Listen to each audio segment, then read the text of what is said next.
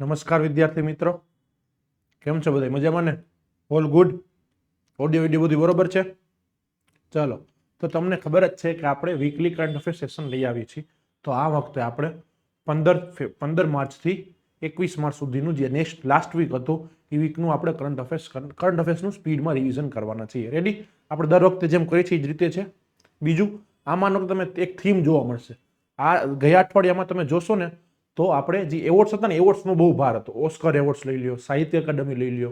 તમને તમિલનાડુથી એકને એવોર્ડ મળ્યો છે સાહિત્યકારને, ગુજરાતમાંથી કોને મળ્યો નવલકથાવાળોને, એ આપણે જોશી. પછી હિન્દી ભાષામાં એવોર્ડ કોને મળ્યો એ આપણે જોશી. એટલે ઘણા બધા એવોર્ડ છે આ વીકમાં. એ એવોર્ડનો વીક હતો. તમે એક લાઈનમાં કેવું હોય ને તો ગયો વીક, આજ લાસ્ટ વીક હતો ને એ એવોર્ડ માટેનો હતો. એટલે આજે આપણે 50ની આજુબાજુ જેવા પ્રશ્ન કરશી, એમાંથી ઘણા એવા હશે જે એમાં એવોર્ડ વાળો જોર હશે. રેડી? એટલે તમે એના માટે તમે શું કરશો? પેન અને પેપર લઈ લો અને તમે નોટ ડાઉન કરજો. કારણ કે આ નામ યાદ રાખવા પડશે. નવલકથા હોય એ નવલકથા યાદ રાખવી પડે. આ આપણને સીધું ન આવડે. અને આનું આપણે એકવાર મંથલી રિવિઝન પણ કરશી, જેથી તમારા મગજમાં એ છપાઈ જાય. રેડી? તો તમે એ વસ્તુ એક યાદ રાખજો. પેન અને પેપર લઈ અને સિરિયસલી બેસજો. આ કંઈ બાકા જીકી વાળો સેશન નહીં હોય, આપણે આ ડિસિપ્લિન વાળો સેશન રાખશી. ચલો, રેડી છે બધાય? તો બધા સેટ થઈ ગયા છો તો આપણે હવે સેશનને સ્ટાર્ટ કરી દઈએ. ચાલો, હું દાઢી ન કરાવત ને તો આવો લાગત, પણ વાંધો નહીં, આપણે ક્લીન સેવ રાખવી નથી. પછી સર્વિસમાં આવી જાય પછી આપણે કરશી. રેડી? તો તમને બીજી ખબર જ છે કે લક્ષ્યમ એકેડમીએ 2026 એડિશન માટે મેથ્સ રીઝનિંગ અને જીકેની બુક લોન્ચ કરી છે. રેડી? તમે એ પરચેસ કરી શકો છો.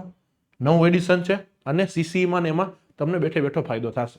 ચાલો, તો હવે આપણે આવી જાય કરંટના સેશનમાં. ચાલો, રીઝનિંગ જેનું 60% જેટલું વેઇટેજ છે. ડેટ સીસીમાં તમને ખબર જ હશે. બાકી બીજા બધામાં પણ આ સેશન કામ આવશે. ચાલો, હવે આવી જાય આપણે આજના સેશનમાં. ચાલો બધા ઓલ ગાઈસ રેડી? તો સ્ટાર્ટ કરી દઈએ આપણે પહેલા પ્રશ્નથી. તાજેતરમાં કયા રાજ્યએ પ્રથમ હોય, પ્રથમ હોય એટલે પરીક્ષામાં હોય, આદિવાસી મિલેટ આધારિત ભોજન મેનુ જેનું નામ છે અરાકુ કોની લોન્ચ કર્યું છે? આ પ્રશ્ન શું કામ ઇમ્પોર્ટન્ટ બની જાય? તમને ખબર હોય ને તો યુએનએ પણ ગયા વર્ષને આપણે શું કહેવાય મિલેટ યર્સ જાહેર કર્યું હતું. આના ઉપરથી જીપીએસસી પ્રશ્ન પણ પૂછ્યો છે. એટલે મિલેટ્સ છે ને, જે આપણે શ્રીધન કહીએ, એને લગતો પ્રશ્ન હોય તમારે ડિટેલમાં વાંચવો જોઈએ. એને લગતો તમારી ઇન્ફોર્મેશન તમારા પાસે હોવી જોઈએ. તો એવી જ અરાકુ કોની નામનું મેનુ છે જે આદિવાસી સંબંધિત આવડું આ મિલેટ્સ છે. તો એનું તમને લોન્ચ થયું હતું. તો એ સૌ પ્રથમ લોન્ચ ક્યાં થયું હતું એ પ્રશ્ન છે. Option A Andhra Pradesh, option B Tamil Nadu, option C Madhya Pradesh અને ઓપ્શન ડી રાજસ્થાન. ચાલો, શું આવશે એમાં જવાબ? તમને હું 10-15 સેકન્ડ આપીશ, તમે આમાં જવાબ આપી દેજો. રેડી? ચાલો, અરાકુ કોની મેનુ છે ભોજન મેનુ અને આદિવાસી મિલેટ છે. ચલો, તો શું આવશે? આનો જવાબ આવશે આપણા આંધ્રપ્રદેશમાં. ડન? આંધ્રપ્રદેશ છે એ આ અરાકુ કોની મેનુ લોન્ચ કર્યું છે. તમે ધ્યાન રાખજો, મિલેટ છે ગવર્મેન્ટ ધીમે ધીમે આપણે જે મિડ ડે મીલ છે એ બધામાં પણ ધીમે ધીમે એ લઈ આવવાના છે. આઈસીડીએસ જે યોજના છે, ડન, એ આઈસીડીએસ લઈ લો કે પોષણ અભિયાન લઈ લો. હવે એને આખું અમરેલા અભિયાન પોષણ કરી નાખ્યું છે. તો પોષણ અભિયાનમાં પણ મિલેટ્સ લઈ આવવાના છે. તો એવું જ આદિવાસી મિલેટને આપણે પ્રોત્સાહન આપવું હોય તો આંધ્રપ્રદેશે સૌ પ્રથમ અરાકુ કોનીનું સ્ટાર્ટ કર્યું છે. રેડી? અરાકુ વેલી તમને ખબર છે આંધ્રપ્રદેશમાં છે, એના નામ ઉપરથી આ મેનુ છે. ડન? મેઇન આનો મુખ્યનો પર્પસ એ છે કે આદિવાસી સમુદાયના ઉત્થાન માટે અને તેમના પરંપરાગત જે ભોજન હોય એનો પ્રચાર અને પ્રસાર થાય એના માટે આ મેનુ જાહેર કર્યું હતું. રેડી? સૌ પ્રથમ હોય એટલે આપણે ભણવું પડે. અને મિલેટ્સ પણ છે, મિલેટ્સ પણ ટોપિક ઇમ્પોર્ટન્ટ બની જાય. ડન? આવડું આ મલ્ટીસીડલ ન્યુટ્રિયન્ટ, મલ્ટીસીડલ ગ્રેઇન છે. ડન? યાદ રાખજો. ચલો, જઈએ આપણે. મેં તમને કીધું સ્થાનિક સ્થળે કુપોષણ ઘટાડવા માટે પણ મદદરૂપ થશે અને આપણે ઇન્ટરનેશનલ યર ઓફ મિલેટ્સની પણ મેં તમને વાત કરી. ચાલો, જઈએ આપણે બીજું જોઈ લઈએ. આનાથી આર્થિક સશક્તિકરણ થશે અને રોજગારી થશે, આદિવાસીઓનું ઉત્થાન થશે. આપણે આગળ જોયું જ. ડન? અને આના પ્રોત્સાહન માટે આવડું લોન્ચ થયું હતું. ડન? કેન્ટીનમાં, સરકારી હોસ્ટેલમાં બધે આને પીરસવામાં આવશે, જેથી આને વધુમાં વધુ લોકો આ આવકારે. જેમ તમે સમજો જીઆઈ ટેગ કેમ આપણે કરી છીએ? જીઆઈ ટેગ જેને જેવી રીતે છે ને એવી ગવર્મેન્ટની પોલિસી છે કે આપણે મિલેટ્સને પ્રોત્સાહન આપી. ગવર્મેન્ટ આવી જ રીતે વન ડિસ્ટ્રિક્ટ વન પ્રોડક્ટ કરીને નવી યોજના બહાર પાડી છે. એવી જ રીતે વન ડિસ્ટ્રિક્ટ વન ફૂડ લઈ લો, વન ડિસ્ટ્રિક્ટ વન મિલેટ લઈ લો. એવી રીતે ગવર્મેન્ટનું શું પ્લાનિંગ છે આના પ્રચાર પ્રસાર માટે? તમે ખાલી જો ઇન્ડિયા છે એમાં 650 ઉપર જેટલા ડિસ્ટ્રિક્ટ છે. તો એક ડિસ્ટ્રિક્ટ ખાલી એક પ્રોડક્ટ બહાર પાડે અને એ ઓથેન્ટિક હોય તો એનું સારું એવું માર્કેટિંગ થાય, સારું એવું રેવન્યુ થાય. ડન. એટલે એવી રીતે ગવર્મેન્ટનો પ્લાન છે આદિવાસીમાં. ચાલો જઈએ આપણે નેક્સ્ટ ક્વેશ્ચનમાં. નેક્સ્ટ ક્વેશ્ચન શું છે? તાજેતરમાં કેન્દ્રીય મંત્રી શિવરાજસિંહ ચૌહાણે કયા જૂના કાયદા બદલવા માટે નવો બીજ અધિનિયમ લાવવાની જાહેરાત કરી? તમને ખબર જ છે શિવરાજસિંહ ચૌહાણ છે ની પેલા એમપીના સીએમ હતા, મધ્યપ્રદેશના સીએમ હતા. અને તમે મારું કરંટ ફોલો કરતા હોય તો મેં તમને કીધું જ હતું કે મધ્યપ્રદેશ છે એ કૃષિમાં, એગ્રીકલ્ચરમાં પ્રોડક્શન લઈ લો કે પ્રોડક્ટિવિટી લઈ લો, એમાં ફર્સ્ટ નંબર આવે છે. ગુજરાત શું આખા ઇન્ડિયા લેવલે. તો મધ્યપ્રદેશના સીએમ હતા ને એ સીએમમાં એને કૃષિમાં સારું એવું કામ કર્યું હતું, તો પછી એને કૃષિ મંત્રી બનાવ્યા.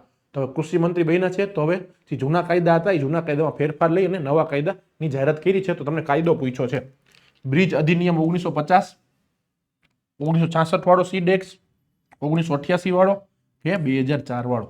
ચલો શું આવશે આમાં જવાબ? ચલો મેં તમને કીધું જ સીડ છે. આપણે જો જ્યારે ગ્રીન રેવોલ્યુશન લઈ આવ્યા, મતલબ મેં તમને હિન્ટ આપી કહેવાય, ત્યારનો એ સીડ ચાલે છે. એ સીડ એક્ટ ત્યારનો હાલે છે. એ સીડ એક્ટમાં ફેરફાર થયા નથી. ડન. તો તમને ખાલી મેં હિન્ટ તો આપી દીધી.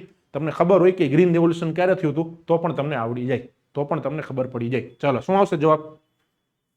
ગુડ. યસ, જવાબ આવશે બીજ અધિનિયમ 1966. ડન. ગ્રીન રેવોલ્યુશન તમને હરિત ક્રાંતિ હતી. ડન. એના તમને અમુક પોઈન્ટ શું યાદ રાખવાના હોય? MS સ્વામિનાથન સાહેબ છે, એને હમણાં ભારત રત્ન મેળો, એને લગતો પણ પ્રશ્ન આવી શકે. બીજું નોર્મન બર્લો છે, મેક્સિકન સાયન્ટિસ્ટ, એ બે ભેગા થઈ અને આ ગ્રીન રેવોલ્યુશન પાર પાડ્યું હતું. આપણે PL480 મંગાવતા, આપણે સારા એવા ખાવાના ફાફા થઈ ગયા હતા. આપણે અમેરિકા પાસેથી PL480 અનાજ મંગાવતા. જે લોકો સડે ને મતલબ ખાવા જેવું ન હોય ને એ લોકો આપણને ખવડાવતા. પછી આપણે ક્રાંતિ કરી, ત્યારનો અવળો એક્ટ છે. ભણીશું શું આપણે? સીડ એક્ટ છે એ ત્યારનો છે. અને પછી હરિત ક્રાંતિ થઈ અને આપણે હમણાં એક્સપોર્ટ કરવા માંડ્યા છીએ. તો આ એક્ટમાં હવે સુધારા લઈ આવ્યા, એ સુધારા વિશે આપણે થોડીક માહિતી જોઈએ. ડન. 60 વર્ષ જૂનો હતો, એ જૂનો એક્ટમાં ફેરફાર કર્યો છે. ડન. હવે ફેરફાર કરવો પડે કે ભાઈ 60 વર્ષ જૂનો છે તો હમણાં ક્લાઇમેટ ચેન્જ વધી ગયું છે, હમણાં મિલાવટની બધું વધી ગયું છે, હમણાં ઓથેન્ટિકેશન નથી, સીડ છે હમણાં બહુ મિશ્રણવાળા આવી જાય છે અને નો મતલબ ક્વોલિટીમાં કોમ્પ્રોમાઇઝ થાય છે. અને આપણે જો ઇન્ડિયાને સારું એવું થવું હોય તો ક્વોલિટી અપ ટુ ડેટ હોવી જોઈએ. ડન. તો આધુનિક ખેતીની જરૂરિયાત હોય એના માટે અને ક્લાઇમેટ ચેન્જ જેવા પડકારોને સામનો કરવા માટે આ ટેક્સમાં ફેરફાર લઈ આવ્યા છે. ડન. બીજું મેં તમને કીધું કે ગુણવત્તા નિયંત્રણ માટે ઉચ્ચ ગુણવત્તાવાળા બીજ મળે. જો બીજ મળશે ને તો જ પાક બરોબર થાય. હવે બીજમાં તમે સેટિંગ કરતા હોય તો પછી વૃક્ષ તો ન જ બને. આજ આપણને જિંદગીમાં લાગુ પડે. તમે મહેનત બરોબર ન કરતા હોય, બીજ જ બરોબર ન વાવ્યું હોય તો પછી પેઢી છે એ આગળ વધે નહીં. ડન. એવી જ રીતે નકલી બનાવટવાળી મળતી, ભેળસેળવાળા બીજ બનતા, તો એના નિયંત્રણ માટે આ સરકાર કાયદો લઈ આવી છે. તો શું હતું બીજ અધિનિયમમાં ફેરફાર? ક્વોલિટી એન્હાન્સમેન્ટ, ક્વોલિટી કંટ્રોલ માટે. અને આના માટે જ ગવર્મેન્ટે એક શું કહેવાય એક બીજ ઓથોરિટી બનાવશે, એક સ્પેશિયલ ઓથોરિટી બનાવશે, જે આપણે આગળ જોશે. ડન. એના માટે અકાઉન્ટેબિલિટી એની વધારવામાં આવશે, જેથી મિલાવટની બધી થાય નહીં અને ક્વોલિટી યુક્ત બીજ છે એ ખામીયુક્ત રહી શકે. ચલો રેડી છે?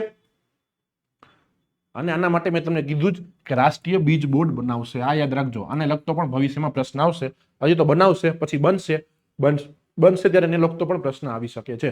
ડન. યુપીએસસી લેવલમાં પણ ટી બોર્ડ ક્યાં છે, કોફી બોર્ડ ક્યાં છે, એ બધા પ્રશ્ન પૂછે છે. તો આપણે સરકારી એક્ઝામ બધી કરતા હોય એના માટે આપણે આ યાદ રાખવું પડે. ડન. જો આ સેશન છે ને એનો મેઇન ફાયદો કોને થાય? એક તો ક્લાસ 3 વાળા. ડન. પીએસઆઈ કોન્સ્ટેબલ છે એ બધા તો છે જ, સીસી વાળા છે જ. બીજું જીપીએસસી 1-2 હોય એને પણ ઇન્સ્ટન્ટ રિવિઝન મળી જાય, ઇન્સ્ટન્ટ કરંટ અફેર્સ છે એનું મળી જાય. અને તમે આમાં ટોપિક ઉપર વધારે જોર દેજો પોઈન્ટ્સ કરતા. ડન. એમસીક્યુ તો આમાંથી બીજા બધા બની શકે, પણ ટોપિક છે ને, જે ટોપિક હું તમને ભણાવું છું ને એ ટોપિકના જ પૈસા છે. ડન. મતલબ પૈસા ચિંતા છે, ટોપિકની જ વેલ્યુ છે. રેડી? તો તમે ટોપિક ઉપર ફોકસ કરજો. ચલો હવે આપણે જઈએ નેક્સ્ટ ક્વેશ્ચનમાં. હાલમાં ભારતીય રાષ્ટ્રીય રાજમાર્ગ મતલબ નેશનલ હાઈવે ઓથોરિટી ઓફ ઇન્ડિયાએ કયા શહેરમાં 111 કિલોમીટર લાંબો 6 લેન રિંગ રોડના નિર્માણ માટે કોન્ટ્રાક્ટ આપ્યો? જો આ પ્રશ્ન થોડો ઓલો લાગે, પણ આમાં ભારતનેટ યોજના આવશે. આમાં ટ્રાય સિટી ડેવલપમેન્ટ છે. તો એ ટ્રાય સિટી ડેવલપમેન્ટ છે, ભારતનેટ યોજના છે ને, એ પ્રોડક્ટ આપણા માટે બની જાય. રેડી? અને ક્લાસ 3માં તમે એનટીપીસી લઈ લ્યો, મતલબ ગ્રુપ ડી લઈ લો, એ બધામાં પણ આવા પ્રશ્ન પૂછાય છે, એટલે આપણે આવા પણ લેવા પડે. ચલો શું આવશે? રાયપુર, પટના, રાંચી કે ભુવનેશ્વર? એટલે જ હું તમને કહું છું આ કરંટ અફેર છે ને ઓલ ઇન વન છે. તમે આ કરંટ કરી જાઓ, તમે વીકલી ને મંથલી બરોબર કરો ને તમારે કરંટમાં બહુ ઓછા ચાન્સ છે વાંધો આવે. તમારા મોટા ભાગના ટોપિક આપણે કવર કરી લઈએ છીએ. ડન. જેમ કે 50 હમણાં, એટલે આપણે ઓછામાં ઓછા 150 થી 200 પોઈન્ટ્સ આપણે કવર કરી છે મંથલીના. તમને પછી આનાથી વધારે વચાઈ ન હોય, આનાથી વધારે વાંચાઈ નહીં. ડન. એટલે હું તમને મહત્તમ આપું છું, મેક્સિમમ આપું છું મિનિમમ એફર્ટમાં. તમારે આમાં એફર્ટ નથી નાખવાનો, એફર્ટ મારે નાખવાનો છે, તમારે આમાં યાદ રાખવાનું છે. રેડી છે? ચાલો, શું આવશે આમાં જવાબ? ચલો, ગુડ ગુડ. આમાં જવાબ આવશે આપણું ભુવનેશ્વર. ડન. ભુવનેશ્વર છે એમાં 111 કિમી લાંબો 6 લેન રિંગ રોડ બનાવશે. ચલો ડન. તમને હવે ખબર જ છે અર્બન ટ્રાફિક ચેલેન્જ વધી ગયા છે, એના માટે જ હવે ટ્રાફિકની સમસ્યાને હલ કરવા માટે આ 6 લેન બનશે. ડન. અને એમાં ઇમ્પોર્ટન્ટ આ છે ટ્વિન સિટી કનેક્ટિવિટી. જો ગુજરાત પણ આવું જ કરી રહ્યું છે. ગુજરાત છે એ અમદાવાદ, ગાંધીનગર, ધોલેરાની બધું આખો જે પટ્ટો છે ને એને પણ આપણે આપણો ગુજરાત ગવર્મેન્ટનો પણ એવો જ પ્રોજેક્ટ છે કે ટ્વિન સિટી ડેવલપમેન્ટ. તો એને જ ઇન્સ્પાયર થઈ અને ઓડિશા સરકારે પણ આવી રીતે કરવાના છે. ડન. આનો આવી રીતે લેન બનાવશે, કનેક્ટિવિટી વધારશે. ડન. આમાં ટ્વિન સિટી કોણ છે? ભુવનેશ્વર, કટક અને ખુર્દા. ચલો રેડી, જેથી વાહન વ્યવહારની અવર જવર સહેલાઈથી થઈ શકે. ચલો, અને આનાથી બીજો શું ફાયદો થાય? આનો ખાલી ફાયદો ટ્રાફિકને લગતો જ નથી, તમે ઇકોનોમી એંગલે યાદ રાખો. આનાથી આપણો લોજિસ્ટિક ખર્ચો ઓછો થઈ જાય. હમણાં ગવર્મેન્ટની 2020ની આજુબાજુ લોજિસ્ટિક પોલિસી આવી કે આપણો લોજિસ્ટિકનો ખર્ચો છે એ 15% આજુબાજુ વયો ગયો છે, 15-16% છે. ની લોજિસ્ટિક તમે બીજા દેશ સાથે કમ્પેર કરો ને, બીજા બેસ્ટ પ્રેક્ટિસીસ સાથે, તો એ સિંગલ ડિજિટ હોવું જોઈએ, 8-9% હોવું જોઈએ. એમાં આપણે ડબલ છે. તો લોજિસ્ટિક ખર્ચો ઓછો થાય. લોજિસ્ટિક ખર્ચો ઓછો થાય તો આપણને પ્રોડક્ટ છે એ પણ આપણને ક્વોલિટી વાળી મળે, કોસ્ટ ઓછી મળે. ડન. તો એના માટે પણ આ બધા કનેક્ટિવિટી પ્રોજેક્ટ છે એ બધા કામ આવે. તમે આને લગતું તમે જુઓ, ગવર્મેન્ટની ગતિશક્તિ યોજના છે, ગવર્મેન્ટનું નેશનલ પાઇપલાઇન પ્રોજેક્ટ છે. ડન. ગવર્મેન્ટનું નેશનલ મોનિટાઇઝેશન પાઇપલાઇન છે. તો આ બધા આપણા ઇન્ફ્રાસ્ટ્રક્ચર પ્રોજેક્ટ છે, એનો જ આ એક ભાગ છે. તો આ ટોપિક તમને એમ લાગે સાહેબ 111 કિલોમીટર થોડી યાદ રાખવાનું હોય, પણ તમે પીએમ ગતિશક્તિ તમારી ક્લિયર હોવી જોઈએ, નેશનલ ઇન્ફ્રાસ્ટ્રક્ચર પાઇપલાઇન તમને યાદ હોવી જોઈએ. એટલે ટોપિક તમારે જોવાનું હોય. હું તમને ટોપિક દેવા આવ્યો છું કે આ ટોપિક ઉપર તમે વધારે ફોકસ કરજો, એટલે તમારો નૈયો પાર થઈ જશે કરંટમાં. રેડી છે? ડન. અને આમાં ગતિશક્તિ છે એ યાદ રાખજો, ઇમ્પોર્ટન્ટ બની જાય. અને ભારત આપણે આવડ્યા ભારતમાલા યોજના છે, એ ભારતમાલા યોજના પણ યાદ રાખજો. રોડ રસ્તા માટે ભારતમાલા સ્પેશિયલ યોજના છે. ડન. તૈયાર થાય છે આવડવા, એનાથી જમીન સંપાદન ને એ બધામાં પ્રોબ્લેમ આવે નહીં. ચલો રેડી છે? જાય આપણે નેક્સ્ટ ક્વેશ્ચનમાં. પાકિસ્તાનમાં રાષ્ટ્રપતિનો ફેરફાર આવ્યા છે, રાષ્ટ્રપતિ બદલાણા છે. તો એના વિશેનો પ્રશ્ન છે કે પાકિસ્તાનમાં જે રાષ્ટ્રપતિ તરીકે હમણાં જે આવ્યા એ કોણ છે, એનું નામ શું છે, કોણે એના શપથ લીધા? નવાઝ શરીફ, આસિફ અલી જરદારી, આરફ અલવી કે ઇમરાન ખાન? ચલો, તમને આ ચલો નોય આવડતું હોય, તમને લાગે કે સાહેબ આ મને ખબર નથી પડતી, તોય તમે કોમન સેન્સથી આને જવાબ આપી શકો. ચલો, શું આવશે જવાબ?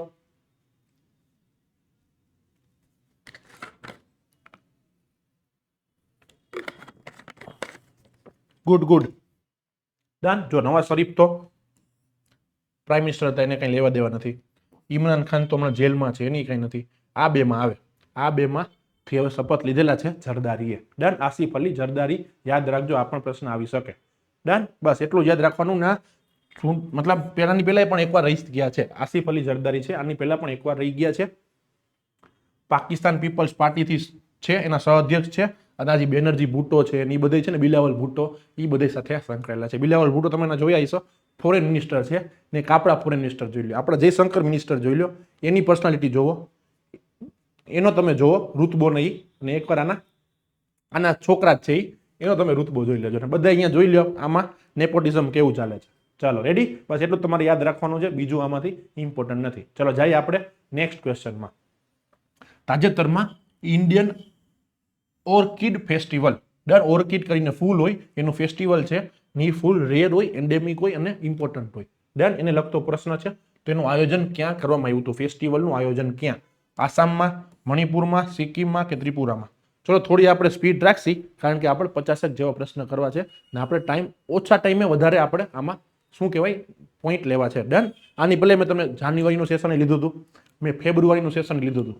તમે ફેબ્રુઆરીનો લેક્ચર ન જોયો હોય તો જોજો, એમાં આપણે 175 જેવા પ્રશ્ન કર્યા હતા, એ પણ ખાલી 200 મિનિટમાં.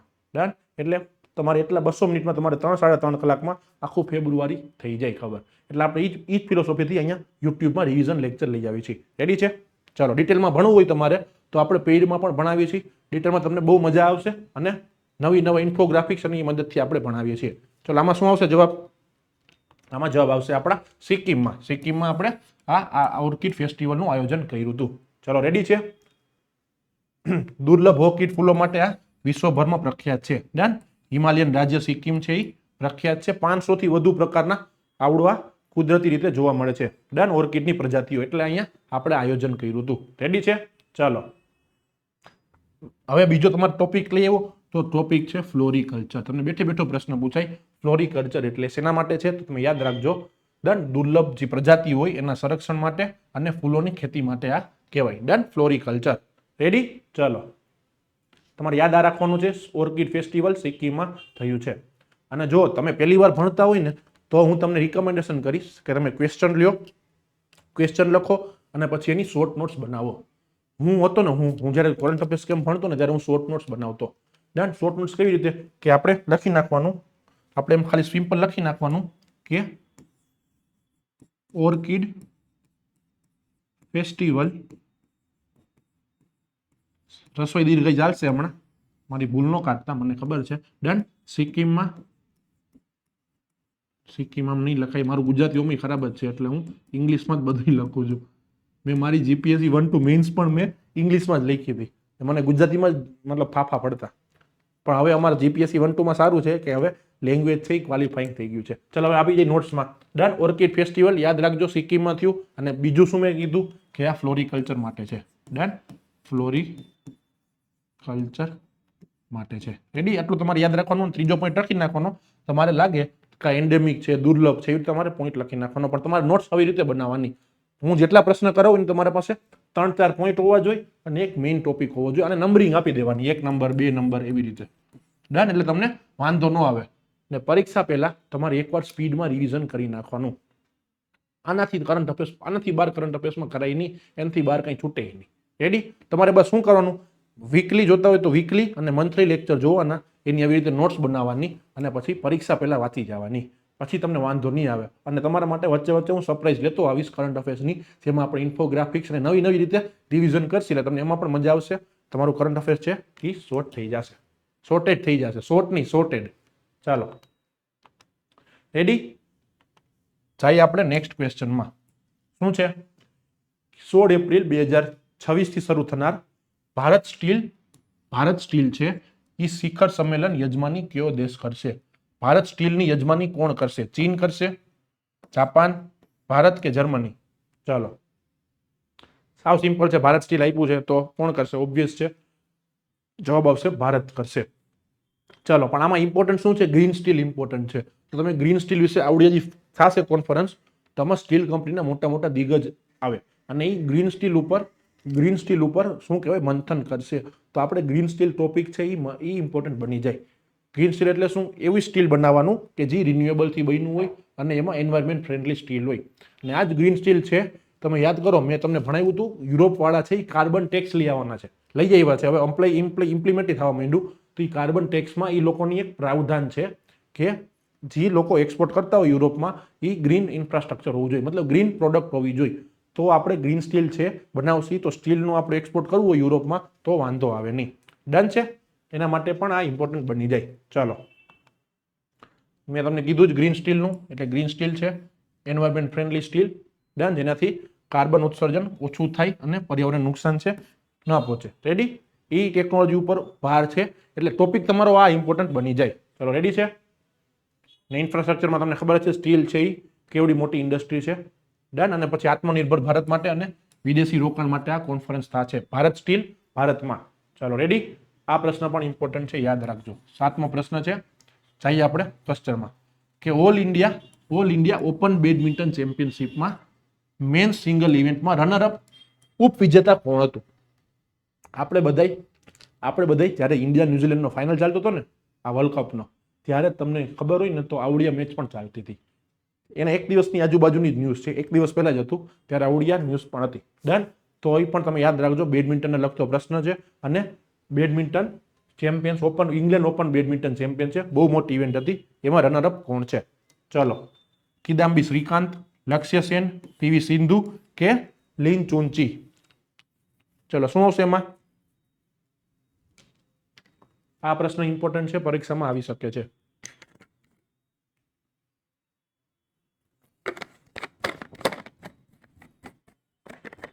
Yes, good good. ચલો, આ ઓમ સિમ્પલ છે, જેને આવડતું એને વાંધો નહીં આવે, પણ યાદ રાખજો રનરઅપ પૂછ્યું છે અને જવાબ આવશે લક્ષ્ય સેન. લક્ષ્ય સેન રનરઅપ છે અને જીતું તું કોણ? લિન ચુન છે, ચાઇના જીતું તું. ચાઇના અને ઇન્ડિયા વચ્ચે આ મેચ હતો. આ મેચ પણ બહુ ઇન્ટરેસ્ટિંગ હતો, પણ આપણે ઇન્ડિયા ન્યુઝીલેન્ડનો મેચ હતો ને ફાઇનલ વાળો, એમાં આ ઢકાઈ ગયો. ચલો, રેડી છે? લક્ષ્ય સેનનું સારું એવું પ્રદર્શન હતું, એ રનરઅપ રહ્યા હતા. ડન. યુકેના બર્મિંગહામમાં ઓલ ઇન્ડિયા ઓપન બેડમિન્ટન યોજાણી હતી. રેડી? ચાલો,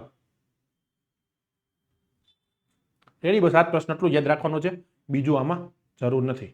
ચાલો, જઈએ આપણે નેક્સ્ટ ક્વેશ્ચનમાં કે વિશ્વ કિડની દિવસ છે એ કઈ તારીખે ઉજવવામાં આવ્યો? 8 માર્ચ, 10 માર્ચ, 12 માર્ચ કે 14 માર્ચ? ચલો, અમુક દિવસવાળા પ્રશ્નો રાખ્યા છે, બાકી જનરલી આને હું પ્રિફર કરતો નથી. ડન. કારણ કે એટલા બધા દિવસ હોય, આ યાદ રાખવા જ અઘરા પડી જાય. એક દિવસ આ દિવસે ઘણી બધી વસ્તુ થતી હોય, તો બધી વસ્તુ યાદ રાખવા જ આવી. પણ અમુક એક્ઝામ એવી છે જેમાં બધા આવા પ્રશ્ન પૂછાય, એટલે આપણે ભણવું પડે.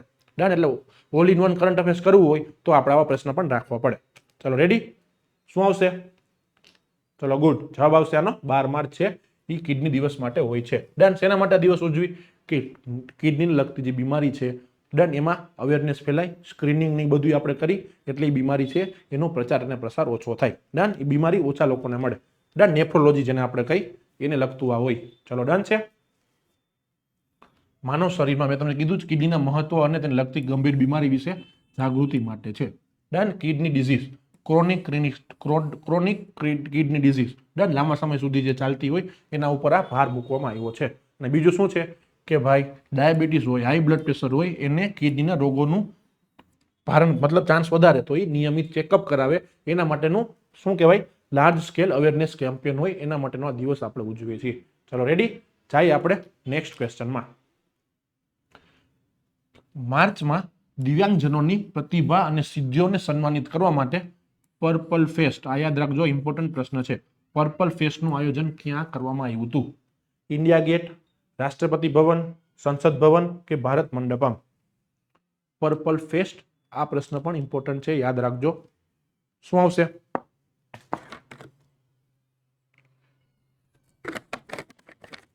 હજી વીકલીમાં થોડું હું ડિટેલમાં જઈશ, પણ મંથલીમાં આપણે ટુ ધ પોઈન્ટ રહેશી અને ટૂંકું ટચ રાખશી. એટલે હું તમને એ જ કહું છું, તમે વીકલી એકવાર જોવો એટલે તમને આ પર્પલ ફેસ્ટ અને એને લગતી 5-6 પોઈન્ટ તમને ખબર પડી જાય. પછી તમે મંથલી જોશો તો તમને 2-3 પોઈન્ટ મળશે, ટુ ધ પોઈન્ટ મળશે, કારણ કે અહીંયા આપણે 200 જેવો પ્રશ્ન કવર કરવાના હોય. એટલે આપણે એવી ફિલોસોફી હોય કે વીકલીમાં થોડાક ડિટેલમાં જાય છે. જો પેઇડમાં હું વધારે ડિટેલમાં ભણાવું, પેઇડમાં ને ડેઇલી હોય એમાં ડિટેલિંગ હોય, એટલું બધું ડિટેલિંગ નહીં, જરૂર વિનાનું, પણ ડિટેલિંગ હોય, આના કરતાં હોય. પછી વીકલીમાં લઈએ તો વીકલીમાં પેડ કરતાં અડધું, તમને સાવ ચોખ્ખું જ કહું છું, પેડ કરતાં અડધું. ડન. અને મંથલીમાં આના કરતાં અડધું. ડન. એટલે તમને ખબર પડી જાય, તમને પ્રશ્ન ધ્યાનમાં રહે, ટોપિક ધ્યાનમાં રહે, અને તમારું ટાઈમ પણ ન બગડે. રેડી છે? ચાલો, શું આવશે જવાબ? Yes, good good. જવાબ આવશે રાષ્ટ્રપતિ ભવન. ડન. રાષ્ટ્રપતિ ભવનમાં આ પર્પલ ફેસ્ટ થયો તો. યાદ રાખજો, પર્પલ ફેસ્ટ છે આ દિવ્યાંગજન માટે વિશેષ કાર્યક્રમ હતો, રાષ્ટ્રપતિ દ્વારા થયો હતો. ડન. સામાજિક ન્યાય અને અધિકારીતા મતલબ સોશિયલ જસ્ટિસ મિનિસ્ટર સાથે આ કોર્ડિનેશનથી આ થયો હતો. રેડી? ચાલો, 8000 થી વધારે દિવ્યાંગજનો માટે અહીંયા આવ્યા હતા. ક્યાં આવ્યા હતા? અમૃત ઉદ્યાનમાં. અને પેલા મુગલ ઉદ્યાન કહેવાતું, પણ ગવર્મેન્ટ છે એ હવે બધે નામ ફેરવે છે, એ પ્રમાણે આનું નામ ફેરવીને હવે અમૃત ઉદ્યાન થઈ ગયું છે. રેડી? ચાલો. અહીંયા ઘણા બધા દિવ્યાંગ કલાકારો પણ હતા અને ઘણા બધા સાંસ્કૃતિક કાર્યક્રમ પણ હતા. શું હતો પ્રશ્ન? પર્પલ ફેસ્ટ દિવ્યાંગજન માટે રાષ્ટ્રપતિ અમૃત ઉદ્યાનમાં રાષ્ટ્રપતિ ભવન ખાતે. ડન. અને આનાથી જ આપણે ઇક્વાલિટી કઈ, ઇન્ક્લુઝિવનેસ કઈ, એ બધું આમાંથી થઈ શકે. ડન. આપણે હવે એને દિવ્યાંગજન કહી છીએ. ડન. હવે આપણે વિકલાંગ નથી કહેતા, આપણે એને દિવ્ય મતલબ ભગવાનના જ દિવ્યના જ એક અંગ કહી છીએ. રેડી? એટલે આને જ આપણે એને રિસ્પેક્ટ આપીએ છીએ, એને જોતું હોય, જેને જરૂર હોય એટલી ડિગ્નિટી મળે છે. રેડી? એ તમે યાદ રાખજો. ચાલો, બંધારણીય અધિકારી છે, એની પણ રાઈટ ટુ લાઈફ હોય, એને પણ પોતાનો અધિકાર છે. ચાલો, તાજેતરમાં રાષ્ટ્રીય અનુસૂચિ, આ પ્રશ્ન સારો છે, 10મો પ્રશ્ન છે. ચાલો, તાજેતરમાં રાષ્ટ્રીય અનુસૂચિ જાતિ આયોગના સભ્ય તરીકે કોણે પદભાર સંભાળ્યો? રાજીવ કુમાર, અનિલ શર્મા, સુરેશ મહેતા કે Parth Biswas? National Commission for Scheduled Caste. ચલો, એનો કાર્યભાર સંભાળ્યો છે તો એનું નામ તમને પૂછાઈ શકે, બેઠે બેઠો પ્રશ્ન આવી શકે પરીક્ષામાં. ચલો શું આવશે? Good good. ચલો ચલો આમાં તો તમારે નામ યાદ રાખવાના છે. મોટી નિમણૂક છે, નિમણૂકને લગતા પ્રશ્ન આવશે. જવાબ આવશે પાર્થ બિસ્વાસ. આજે મેં તમને આગળ જે થીમ કીધી હતી ને એ થીમ હવે આવશે. જેમાં એવોર્ડ છે, એ બધા એવોર્ડ મતલબ ઓસ્કરથી લઈ લ્યો, પછી આ મતલબ સાહિત્યને લગતા એવોર્ડ છે, એ બધા એવોર્ડ આપણે આગળ રાખેલા છે. ડન. પાર્થ બિસ્વાસ. ચલો રેડી. પાર્થ બિસ્વાસ છે એના આના અધ્યક્ષ તરીકે સભ્ય તરીકે કાર્યભાર સંભાળ્યો છે. રેડી. ચલો પછી એ શું કરે છે એના લગતું આપણે જોવાની જરૂર નથી, એ તમને ખાલી યાદ રાખવાનું. અનુસૂચિત જાતિના આ સભ્ય છે. રેડી. ચાલો ડિફેન્સને લગતું એને બહુ સારું આવડે છે, તો એ પ્રશ્ન પરીક્ષામાં નહીં આવે. આપણે ખાલી નિમણૂકમાં નામ જ યાદ રાખવાનું હોય. ચલો તાજેતરમાં જોસ એન્ટોનિયો કાસ્ટે છે એ કયા દેશના રાષ્ટ્રપતિ તરીકે શપથ લીધી? આ પ્રશ્ન પણ સારો છે, પરીક્ષામાં પૂછાઈ શકે છે. બ્રાઝિલ, ઇક્વાડોર, આર્જેન્ટિના કે ચીલી? અને આનાથી તમારે આને લગતી તમારી 2-3 ઇન્ફોર્મેશન હું બીજી પણ આપીશ, જે તમારે પરીક્ષામાં ડાયરેક્ટલી પૂછાઈ શકે. ચલો રેડી. શું છે? જોસ એન્ટોનિયો કાસ્ટે. ચલો શું આવશે જવાબ?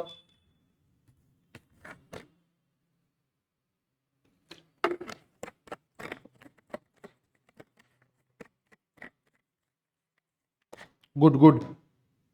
ચાલો જવાબ આવશે આનો ચીલી છે. ચીલી આના રાષ્ટ્રપતિ તરીકે શપથ લીધેલા છે. રેડી. ચીલીના રાષ્ટ્રપતિ થયા છે. સાઉથ અમેરિકાનો દેશ છે. એબીસી કરીને સર્કલ છે. એમાં શેના માટે પ્રખ્યાત છે? લિથિયમ માટે પ્રખ્યાત છે. ત્યાં પણ ચીલી આવે. Argentina, Bolivia, chilli. Done. Chilli છે એના નવા રાષ્ટ્રપતિ જેનું નામ છે જોસ એન્ટોનિયો. ડન. રિપબ્લિકન પાર્ટી સાથે છે, રાઇટ વિંગર છે. ડન. ચાલો કોનું સ્થાન લીધું એ જાણવાની જરૂર નથી. બસ આ યાદ રાખજો. આ પણ યાદ રાખવાની જરૂર નથી, આ યાદ રાખજો. સૌથી વધુ કોપર તાંબુ માટે ઉત્પાદન માટે જાણીતો છે. ડન. બેઠે બેઠો પ્રશ્ન આવશે. તાંબુ માટે કયો દેશ જાણીતો છે? તો યાદ રાખજો ચીલી છે. સૌથી વધુ કોપર અહીંયા છે. ડન. પછી કોબાલ્ટ પૂછે. કોબાલ્ટ યુપીએસસી પૂછી લીધેલો છે. કોબાલ્ટ છે એ આવશે આપણે ડેમોક્રેટિક રિપબ્લિક ઓફ કોંગો, ડીઆરસીમાં કોબાલ્ટ છે. એટલે નેચરલ રિસોર્સ છે, રેર અર્થ મિનરલ છે. મેં પણ આની પહેલા પણ તમને કીધું હતું, એને લગતા પ્રશ્ન આવી શકે. ચલો રેડી છે. જઈએ આપણે નેક્સ્ટ ક્વેશ્ચનમાં. આ પ્રશ્ન મારો ફેવરિટ છે, કારણ કે મને ચેસ ગમે છે અને પ્રશ્ન પરીક્ષામાં આવે પણ છે. ચાલો શું છે? તાજેતરમાં મયંક ચક્રવર્તી ઉત્તર પૂર્વ વિસ્તારના પ્રથમ ચેસ ગ્રાન્ડ માસ્ટર બન્યા. પ્રથમ છે, નોર્થ ઇસ્ટર્ન છે. ડન. ને ચેસના ગ્રાન્ડ માસ્ટર પણ બન્યા છે. તો પ્રશ્ન શું છે તમને પણ પૂછે કેટલામાં, અને હમણાં પ્રશ્ન પૂછ્યો છે તેઓ કયા રાજ્યના વતની છે? મણિપુર, સિક્કિમ, આસામ કે ત્રિપુરા? ચલો શું આવશે? થોડીક આપણે સ્પીડ રાખશી, કારણ કે આપણે 50 જેવા પ્રશ્ન કરવા છે. ચલો યસ, ગુડ ગુડ. આનો જવાબ આવશે આસામ. ડન. આસામથી એ બન્યા છે 94th ગ્રાન્ડ માસ્ટર. ડન. જેનું નામ છે મયંક ચક્રવર્તી. યાદ રાખજો, પ્રશ્ન પૂછાઈ શકે છે, કારણ કે એ ઉત્તર પૂર્વના પ્રથમ ગ્રાન્ડ માસ્ટર છે. શું? મયંક ચક્રવર્તી, ચેસના ગ્રાન્ડ માસ્ટર. પછી ચેસ પછી થોડું તમને કહું તો ચેસનું ઓરિજિન ભારત જ છે. આપણે અહીંયા ચતુરંગ તરીકે ઓળખાતું, પછી અરેબમાં ગયું, પછી ધીમે ધીમે યુરોપમાં ગયું, અને હવે મોડર્ન ચેસ થઈ ગઈ છે. ડન. સૌથી ફેમસ કેસમાં કોણ છે? મેગ્નસ કાર્લસન. અને ભારતમાં તમે લઈ લ્યો તો ડી ગુકેશ, વિશ્વનાથ આનંદ. હું હજી 15-20 નામ બોલી શકું છું, પણ આપણે આ 2 નામ યાદ રાખજો, ડી ગુકેશ અને વિશ્વનાથ આનંદ. ડન. અને આ છે ગ્રાન્ડ માસ્ટર. ગ્રાન્ડ માસ્ટર એટલે શું? ચેસનું છે એ ટાઇટલ છે. જેમ કે ઇન્ટરનેશનલ પ્લેયર હોય એવી રીતે આ ઇન્ટરનેશનલ પ્લેયર થઈ ગયો. આની પાસે ચેસનું સારું એવું નોલેજ હોય. ડન. એને ત્યારે એને ગ્રાન્ડ માસ્ટર ટાઇટલ મળે. ડન. આપે કોણ? એ આપશે ફાયરી કરીને એક સંસ્થા છે. ડન. Federation of chess. એ આપે ફ્રાન્સમાં છે. ફ્રાન્સમાં એનું થયું હતું, અને હવે સ્વિટ્ઝરલેન્ડમાં એનું હેડક્વાર્ટર છે. ફાઇટ કરીને સંસ્થા છે જે આ ગ્રાન્ડ માસ્ટર ટાઇટલ આપે. જે આને મળ્યો છે મયંક ચક્રવર્તીને. ક્યાંથી છે? આસામથી છે. યાદ રાખજો, આ બધે પ્રશ્ન તમને પરીક્ષામાં પૂછાઈ શકે. હવે ગ્રાન્ડ માસ્ટર મળે નહીં એમને. ગ્રાન્ડ માસ્ટર મેળવવા માટે તમારે 2500 વાળો જીએમ હોય, 2500 વાળો રેટિંગ વાળો હોય, એને હરાવવો પડે, અને તમારે ત્રણ જીએમ નોમ્સ હોય, એ નોમ્સ પૂરી કરવી પડે. નોમ્સ હોય એમાં તમે બસ એટલું યાદ રાખો, વધારે ડિટેલમાં જવું નથી. રેડી? ચાલો આસામનો છે એ આપણે ભણ્યા. એ પ્રશ્ન હતો. 94મો ગ્રાન્ડ માસ્ટર છે. રેડી? ચાલો ખૂબ જ નાની વયે બન્યો છે એટલે બની શકે. ચેસમાં ભારત એટલું આગળ છે ને, તમે ખાલી આગળનો દાયકો જોજો. ચેસમાં આપણું એવડું મોટું નામ થશે ને જેવું આપણું હમણાં ક્રિકેટમાં છે. તમે આ શબ્દ મારા નોટ કરી નાખજો. એટલે ચેસ છે એ થોડુંક સિરિયસલી જોજો, અને જેને શોખ હોય એ રમજો પણ ખરી. ચેસ ગેમ એવી છે ને, બહુ મજા આવશે. હું જ્યારે ભણતો ને ત્યારે હું બુલેટ રમતો, એટલે મારે થાય ને બહુ વધારે ભણાઈ ગયું. પછી 1-2 બુલેટ્સ ગેમ રમી લેવાની, એટલે મજા આવી જાય. ડન. તમે સ્ટ્રેસ, મારા માટે સ્ટ્રેસ રિલીઝર હતું ચેસ. રેડી? હમણાં ક્યારેક ક્યારેક રમું છું, પણ પહેલા જેટલું નહીં. ચાલો જાય આપણે. આવી ગયો આપણો, હું તમને જે કહું છું ને એ પુરસ્કારના ક્વેશ્ચનમાં. તાજેતરમાં 60મો જ્ઞાનપીઠ પુરસ્કાર છે, એમાં કોની પસંદગી કરવામાં આવી? જ્ઞાનપીઠ પુરસ્કાર, ઓસ્કાર, સાહિત્યના ઘણા બધા પુરસ્કાર હવે આવશે. યાદ રાખજો, આ પ્રશ્ન આવે છે, તમારે લખી નાખવાની નોટ્સમાં કે અત્યારનો જ્ઞાનપીઠ પુરસ્કાર છે, આ નામ છે, એને આવડી કૃતિ લખી છે ને આ અહીંયા રાજીના છે. તમારે 4-5 પોઈન્ટ લખવાના. ચાલો રેડી? વેરામુથુ, જી શંકર કુરૂપ, આશાપૂર્ણા દેવી કે વિનોદ કુમાર શુક્લા? ચલો શું આવશે? Good good. જવાબ આવશે આમાં વેરામુથુ. ડન. યાદ રાખજો, હમણાં જ્ઞાનપીઠ પુરસ્કાર વેરામુથુ છે, જે તમિલ કવિ છે. ડન. તમિલનાડુમાં હમણાં ઇલેક્શન પણ આવે છે, એ પણ આગળ પ્રશ્ન છે. ડન. એને આ પુરસ્કાર મળ્યો છે. ડન. ચાલો. ગીતકાર છે, કવિ અને ગીતકાર વેરામુથુ. ડન. ચાલો. એને પદ્મભૂષણ પણ મળી ગયો છે. વેરામુથુ યાદ રાખજો, જ્ઞાનપીઠ છે, આપણો સર્વોચ્ચ સાહિત્ય પુરસ્કાર છે, એટલે એને લગતો પ્રશ્ન પરીક્ષામાં આવી શકે. વેરામુથુ. ડન. તમારે ટ્રિક્સ બનાવવાની, એ ટ્રિક્સ બનાવવા માટે તમારે પેઇડના ક્લાસ જોઈન કરવાના. મને ટ્રિક્સ યાદ આવશે તો આમાં પણ કહેતો રહીશ, પણ પેઇડમાં આપણે બહુ ડિટેલમાં ટ્રિક્સ અને ટ્રિક્સથી કરીએ છીએ. તમને એવું હોય તો પેઇડ 1 ક્લાસવાળાને તમે પૂછી પણ શકો છો અને ડેમોમાં પણ આવી શકો છો. રેડી? ચાલો રેડી? ચાલો. પ્રથમ આપણે નથી જવાની જરૂર. ગુજરાતીમાં તમને ખબર જ છે, ઉમાશંકર જોશી છે, પન્નાલાલ પટેલ છે, રાજેન્દ્ર શાહ છે, રઘુવીર ચૌધરીને, આ રઘુવીર ચૌધરી સાહેબ, આ બધાને એવોર્ડ મળેલા છે. ના પ્રથમ પણ યાદ રાખી જ લ્યો, પૂછાય એવો છે, શંકર કુરૂપને. ડન. મલયાલમમાં એવોર્ડ મળ્યો હતો. ચલો રેડી? જઈએ આપણે નેક્સ્ટ પ્રશ્નમાં. આ પ્રશ્ન પણ ગુજરાતને લગતો છે અને પ્રથમ છે એટલે પરીક્ષામાં આવી પણ શકે છે. તમે જોજો, તમને જે હું ભણાવું છું એ ટોપિક છે, આપણે લેવલવાળા જ લઈ આવ્યા છીએ. ડન. જ્ઞાનપીઠ પુરસ્કાર લઈ લ્યો, પછી આ પ્રથમ રોકેટ, કયો સાઉન્ડિંગ રોકેટ પ્રથમ થશે, આની પેલા ચેસવાળો હતો. તો તમને મજા આવતી હોય તો લાઇક અને શેર કરતા જાજો. ડન. સેશનને લાઇક કરવાનું ભૂલતા નહીં.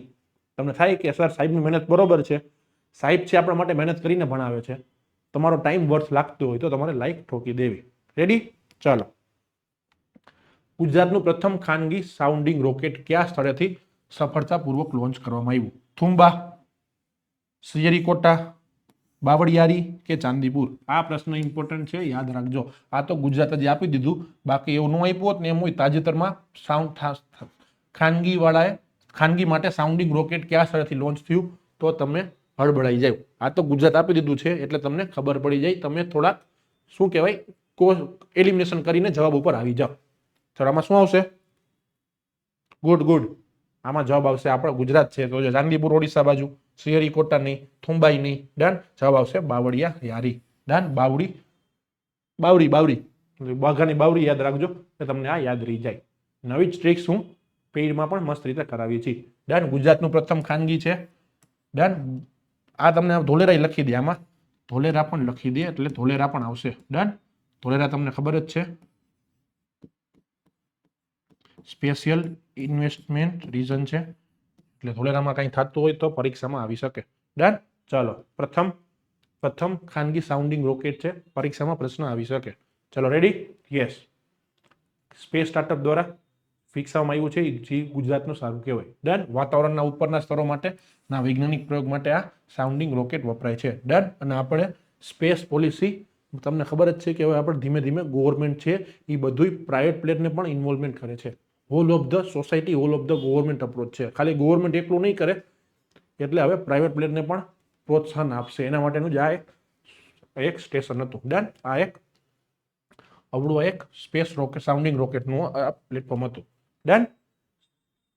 ઈસરો છે, હવે જો ગવર્મેન્ટની પોલિસી આવી ગઈ, ઈસરો છે એ કોર ઉપર ફોકસ કરશે અને બીજા માટે એને ઇન સ્પેસ આપ્યું છે, ઇન સ્પેસ. ડન. એ શું કરશે? કોમર્શિયલ આમ રહેશે ઈસરોની. રેડી? આટલું યાદ રાખજો. ચલો જઈએ આપણે નેક્સ્ટ ક્વેશ્ચનમાં. આ પ્રશ્ન પણ સારો છે. ગુજરાત સરકારે રાજ્યના કેટલાક ગામડાઓને પ્રાકૃતિક કૃષિ ગ્રામ તરીકે વિકસાવવાની જાહેરાત કરી? 250, 500, 750 કે 1000? પ્રાકૃતિક ખેતી, ઓર્ગેનિક ફાર્મિંગ તમને ખબર જ છે, જેમ કે મિલેટ્સ મેં તેમ પેલો પ્રશ્ન હતો મિલેટ્સ વાળો, એવી જ રીતે ઓર્ગેનિક ફાર્મિંગ, પ્રાકૃતિક ખેતી, જેને નેચરલ ફાર્મિંગ કહેવાય. થોડાક ડિફરન્સ છે પણ બે એટલો બધો ફરક નથી. એના માટે ગવર્મેન્ટ ઘણા બધા સ્ટેપ્સ લે છે, બજેટમાં પણ ઘણી બધી જોગવાઈ છે. તો ગુજરાત છે એને આટલા કેટલા ગામડાને એની વિકસાવવાની જાહેરાત કરી ડન જ્યાં પ્રાકૃતિક ખેતી થશે શું આવશે જવાબ ચલો યસ ગુડ જવાબ આવશે 500 ગામડા ડન 500 ગામડા છે એના માટે છે ગુજરાત સરકાર સંપૂર્ણ પ્રાકૃતિક કૃષિ ગામ તરીકે વિકસાવશે ને આચાર્ય દેવવ્રત સાહેબ છે એ આના માસ્ટર માઇન્ડ છે મતલબ એ પ્રાકૃતિક ખેતીના મતલબ ખૂબ મોટા પ્રોત્સાહક છે યાદ રાખજો ડન એના હસ્તક આ થયું છે રેડી 500 જેટલા હિમાયતી છે 500 જેટલા ગામો આપણે પ્રાકૃતિક ખેતી કરશી એના માટે ગવર્મેન્ટ સહાય પણ આપશે અને શું કામ પ્રાકૃતિક ખેતી આપણે કરશી કે ક્લાઇમેટ ચેન્જને આપણે વિથહેલ્ડ કરી શકીએ ડન અને એને જમીનની ફળદ્રુપતા પણ વધારી શકીએ અને જે ઝેરી રસાયણોની બધે વધી ગયું છે એમાં એ ઘટાડો થાય ડન ઓર્ગેનિક ફાર્મિંગ જેને કે મેં તમને કીધું જ કે બજેટમાંની જોગવાઈ હતી તમારે યાદ રાખવાનું છે 500 ગામ આમાં ડિટેલમાં ઘણું બધું ભણાવી શકું ઓર્ગેનિક ફાર્મિંગ છે એ સુભાષ કાલેકર કરીને હતા મહારાષ્ટ્રના એને ગ્રીન રેવોલ્યુશન મેં તમને આગળ જ જોયું આપણે ગ્રીન રેવોલ્યુશન ભણ્યા તો ગ્રીન રેવોલ્યુશનના વિરોધમાં એને કીધું પ્રાકૃતિક ખેતી લઈ આવ્યા એને જીવામૃત છે પછી એવા બધા ઘણા 4-5 પેરામીટર છે જીવામૃત બીજામૃત વિપાસના મતલબ એરથી તમે લેશો અને હજી એક મલ્ચિંગ આવે એ 4 પેરામીટર્સનો ઉપયોગ કરીને પ્રાકૃતિક ખેતીના ફેલાવવા માટેનું એને ત્યારથી ચાલુ કર્યું હતું એની 40-50 વર્ષ થયા ડન પણ ડિટેલમાં આપણે જવું નથી ડિટેલ માટે આપણે પેઇડમાં ભણશી ચલો રેડી છે જઈએ આપણે નેક્સ્ટ ક્વેશ્ચનમાં અહીંયા સુધી ઓલ ગુડ કયા રાજ્યે તાજેતરમાં ધર્મ સ્વતંત્રતા વિધેયક રજૂ કર્યું જેમાં બળજબરીથી ધર્માંતરણ કરાવવા પર 10 વર્ષ સુધીની જેલ થશે ઘણા બધા રાજ્યો પહેલેથી આવડું એન્ટી કન્વર્ઝન લો લઈ આવ્યા છે પણ આ તાજેતરમાં હતું માર્ચમાં હતું એટલે લગતો પ્રશ્ન પૂછાઈ શકે ઉત્તર પ્રદેશ ગુજરાત મધ્યપ્રદેશ કે મહારાષ્ટ્ર ચલો શું આવશે યસ ગુડ આમાં જવાબ આવશે મહારાષ્ટ્ર ડન મહારાષ્ટ્ર આ વિધેયક લઈ આવ્યું હતું ડન એન્ટી કન્વર્ઝન બિલ છે બળજબરીથી લોભ લાલચથી છેતરપિંડીથી ધર્માંતરણ કરવામાં આવશે તો એને 10 વર્ષની સુધીની જેલ થઈ શકે છે ડન ચાલો તેનાથી સામાજિક સૌહાર્દ જળવાશે અને મહિલાઓ કે વંચિત વર્ગો છે એનું શોષણ અટકાવી શકાશે ડન હમણાં આ બહુ વધી ગયું છે જો લગ્ન માત્ર ધર્માંતરણના હેતુથી કરવામાં આવ્યા હોય તો તેને અમાન્ય ઠરાવવામાં આવશે ડન એના લીધે ગવર્મેન્ટ હવે વધારે જાગૃત થઈ છે અને આવા એક્ટ લઈ આવ્યા છે ડન પછી પોલિટિકલ આપણે નથી જવું કે લવ જિહાદ ને બધું આપણે હમણાં નથી જવાની ઈચ્છા આપણે આટલું ભણી લ્યો ડન ચાલો વિધેયક તમને ખબર હોવી જોઈએ ચાલો જઈએ આપણે નેક્સ્ટ ક્વેશ્ચનમાં કે આદિવાસી લોક કલાકારોના ઉત્સવ માટે આદિ પર્વ 2026 છે એની શરૂઆત કયા શહેરમાં થઈ રાયપુર ભોપાલ રાંચી કે ગુવાહાટી ચાલો શું આવશે આમાં થોડીક હજી સ્પીડ રાખી છીએ એટલે આપણે જલ્દી થઈ જાય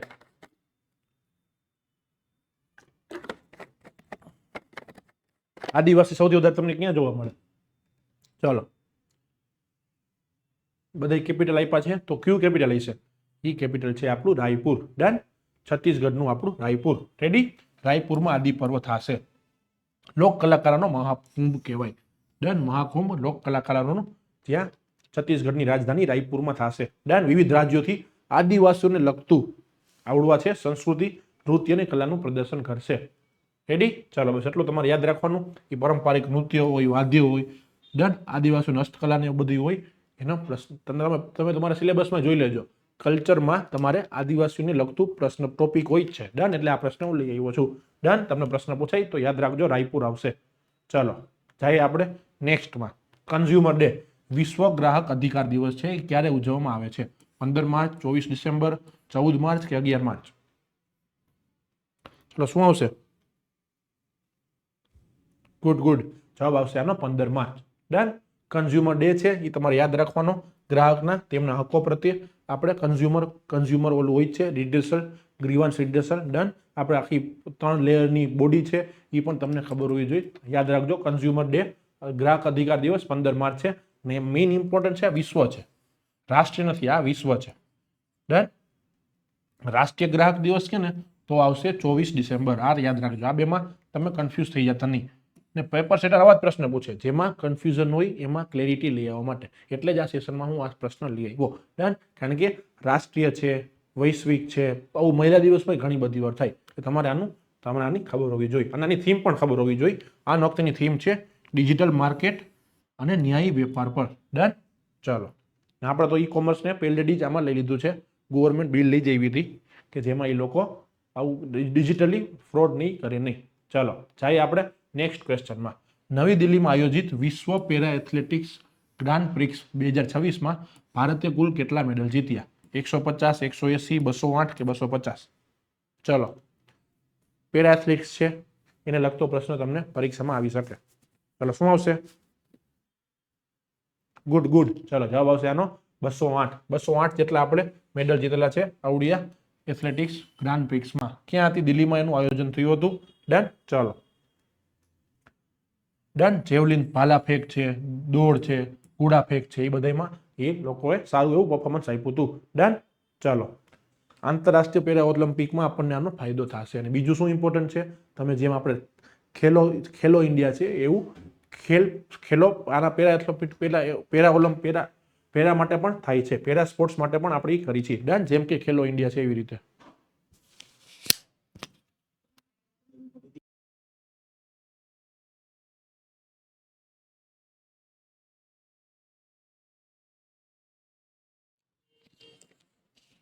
ચલો રેડી? પેરા સ્પોર્ટ્સ માટે છે. ચલો જઈએ આપણે નેક્સ્ટ પ્રશ્નમાં. મેં તમને કીધું જ કે આ આવડો જે વીક હતો ને એવોર્ડ્સ માટેનો હતો. તમે વિઝ્યુઅલ પણ જોયા છે. જ્યારે આપણે મેચ જીતી ગયા પછી નમન એવોર્ડ્સ કરીને છે પ્રોગ્રામ, એ નમન પ્રોગ્રામ એવોર્ડ થયો હતો. એમાં પ્રશ્ન છે બીસીસીઆઈ દ્વારા નમન એવોર્ડ્સમાં પોલી ઉમરીગર એવોર્ડ. પોલી ઉમરીગર પ્લેયર હતા, ભૂતપૂર્વ પ્લેયર, સારા એવા નામ છે, એના નામ ઉપરથી આ એવોર્ડ છે પોલી ઉમરીગર એવોર્ડ. ડન. એમાં 2026માં સન્માનિત કોને કરવામાં આવ્યા હતા? રોહિત શર્મા, વિરાટ કોહલી, જસપ્રીત બુમરાહ અને શુભમન ગિલ. આ પ્રશ્ન ઇમ્પોર્ટન્ટ છે. તમને લાગશે સાહેબ આવો એવોર્ડ થોડી હોય પોલી ઉમરીગર, પણ એ આપણને એવું લાગે સાહેબ આવું નામ ન હોય, પણ એ ભૂતપૂર્વ પ્લેયર છે, એની એક રિસ્પેક્ટ છે. ડન. નમન એવોર્ડ છે યંગેસ્ટ, મતલબ જે સારું પરફોર્મન્સ કરતા હોય એના માટેનો એવોર્ડ છે. મોટા ભાગે આને રીલ્સમાં એમાં જોયું પણ હશે. એટલે શું આવશે આમાં? Yes good. આમાં જવાબ આવશે શુભમન ગિલ. ડન. શુભમન ગિલને આ એવોર્ડ મળ્યો હતો બેસ્ટ ઇન્ટરનેશનલ ક્રિકેટર. રેડી? મેનમાં આ એનું કેટેગરી છે, એને કહેવાય છે પોલી ઉમરીગર. રેડી? ગિલે ત્રણેય ફોર્મેટમાં શાનદાર પ્રદર્શન કર્યું. એના બેટિંગ પ્રદર્શનથી આ એવોર્ડ મળ્યો હતો. પણ ગંભીર છે, એ ગંભીરે ગિલને તોય મેચમાં નહોતો લીધો, પણ એ સારું થયું. જો સંજુ સેમસનને પ્રોત્સાહન આપ્યું, સંજુ સેમસનને આપ્યું તો એને જ્યારે સૌથી જરૂર હતી વધારે ત્યારે જ આપણને મેચ જીતાડી દીધા. ડન. તમે ડિસિઝન એક બાજુ એને એવોર્ડ મળે છે ને બીજી બાજુ એ વર્લ્ડ કપની ટીમમાં નહોતા, કેપ્ટન થઈને ટીમમાં નહોતો. એટલે એ હવે પેરાડોક્સ છે, એ તો ગંભીર જ સમજાવશે. ચાલો ડન. ભૂતપૂર્વ ક્રિકેટર પોલી ઉમરીગરની યાદમાં એવોર્ડ છે. ડન. મહિલામાં પણ યાદ રાખજો, મહિલામાં પણ મળે છે. ચાલો, નમનના એવોર્ડ્સ આપણે લઈ આવશી ભવિષ્યમાં, આને લગતા પણ બધા એવોર્ડ્સ લઈ આવશી. ચાલો હવે આવી ગયા ઓસ્કરમાં. મેં હવે એવોર્ડ વાળો ટાઈમ ચાલુ થઈ ગયો છે. જે મિડ માર્ચ હતું ને એવોર્ડ વાળું માર્ચ હતું, મિડ માર્ચ હતું એવોર્ડ વાળું હતું. મેં તમને પહેલાં કીધું ને હવે બધા એવોર્ડ આપણે ભણાવીએ છીએ. નામ યાદ રાખવાના હોય, આમાં તો હું વધારે કંઈ કરી શકું નહીં. ઓસ્કર એવોર્ડમાં કઈ ફિલ્મને બેસ્ટ ફિલ્મનો એવોર્ડ મળ્યો છે? સિનર્સ, sentimental value, one battle after અધર અને હેમનેટ. ચાલો આ તો બધાને આવડવો જ જોઈએ, કોમન પ્રશ્ન થઈ ગયો, પણ કોઈને આ પ્રશ્ન કોઈને છૂટવો જોઈએ નહીં. ચલો, બેસ્ટ ફિલ્મનો એવોર્ડ શું આવશે? Yes good. જવાબ આવશે વન બેટલ આફ્ટર અનધર. ચલો રેડી? ઐતિહાસિક ડ્રામા છે જે યુદ્ધ પછીના સંઘર્ષ અને માનવીય સંવેદના આધારિત છે. એની આ સ્ટોરી છે. ડન. કે આફ્ટર વોર જે ઇફેક્ટ હોય, હમણાં તમે જોવો જ છો, રશિયા યુક્રેન છે, ઇઝરાયલ વાળું, ઈરાન વાળું, એટલે ઘણા બધા યુદ્ધ છે, એટલે બધાને રિલેટ કરી શકતા હોય. ડન. એના માટેનો આ એવોર્ડ હતો ને ઓસ્કરનો બેસ્ટ પિક્ચર એવોર્ડ આને મળ્યો છે, વન બેટલ આફ્ટર અધર. ડન. ચલો હવે પછી એના ડિરેક્ટર કોણ, તમને એ પણ પ્રશ્ન પૂછાય, તો એના માટે પણ આપણે પ્રશ્ન લઈ આવ્યા છીએ કે વન બેટલ આફ્ટર અધર છે ફિલ્મ માટે બેસ્ટ ડિરેક્ટરનો એવોર્ડ મળ્યો, મતલબ બેસ્ટ ડિરેક્ટરનો એવોર્ડ કોણે જીત્યો? Michael B Jordan, pole Thomas Anderson, જેસી બકલી કે ક્રિસ્ટોફર નોલાન. આ તો હસ્તી છે, લેજન્ડ છે. ચાલો આનો જવાબ આપો, શું હશે બેસ્ટ ડિરેક્ટરનો એવોર્ડ? ચાલો બરાબર છે, જવાબ આવશે પોલ થોમસ એન્ડરસન. ડન. હું ને પ્રશ્ન જ્યારે સમજાવીને સાઈડમાં એટલે વયો જાઉં છું કે તમે આનું આખું જોઈ શકો. બાકી હું વચ્ચે આવી જાઉં પછી સાહેબ બને કે સાહેબ આ વચ્ચેનો મારે ઓપ્શન નથી દેખાતા, મારે જવાબ દેવામાં વાંધો આવે છે, હું પ્રશ્ન નથી વાંચી શકતો, એટલે હું આમ સાઈડમાં વયો જાઉં છું. રેડી? એ 10 સેકન્ડ પૂરતો. ચાલો, બેસ્ટ ડિરેક્ટર છે, યાદ રાખજો, પોલ થોમસ એન્ડરસન. એને આવડવા જ આપણે જે જોઈને હમણાં વન બેટલ આફ્ટર અનધર, એને ઈ ડાયરેક્ટ કરી હતી. બસ એટલું તમારે યાદ રાખવાનું, આમાં બીજું કંઈ હોય નહીં. આની ડિટેલમાં તમારે જવાનું ન હોય. નોટ્સમાં એક લાઇનમાં નોટ્સ હોય આની. ડન કે બેસ્ટ ફિલ્મ આ one battle after another, best director Thomson, ready, Paul Thomson, Thomas Anderson, એવી રીતે. પછી કે ઓસ્કરમાં સિનર્સ ફિલ્મ માટે બેસ્ટ એક્ટરનો એવોર્ડ કોને આપ્યો? તો બેસ્ટ એક્ટર્સનો એવોર્ડ કોને મળ્યો ઓસ્કરમાં?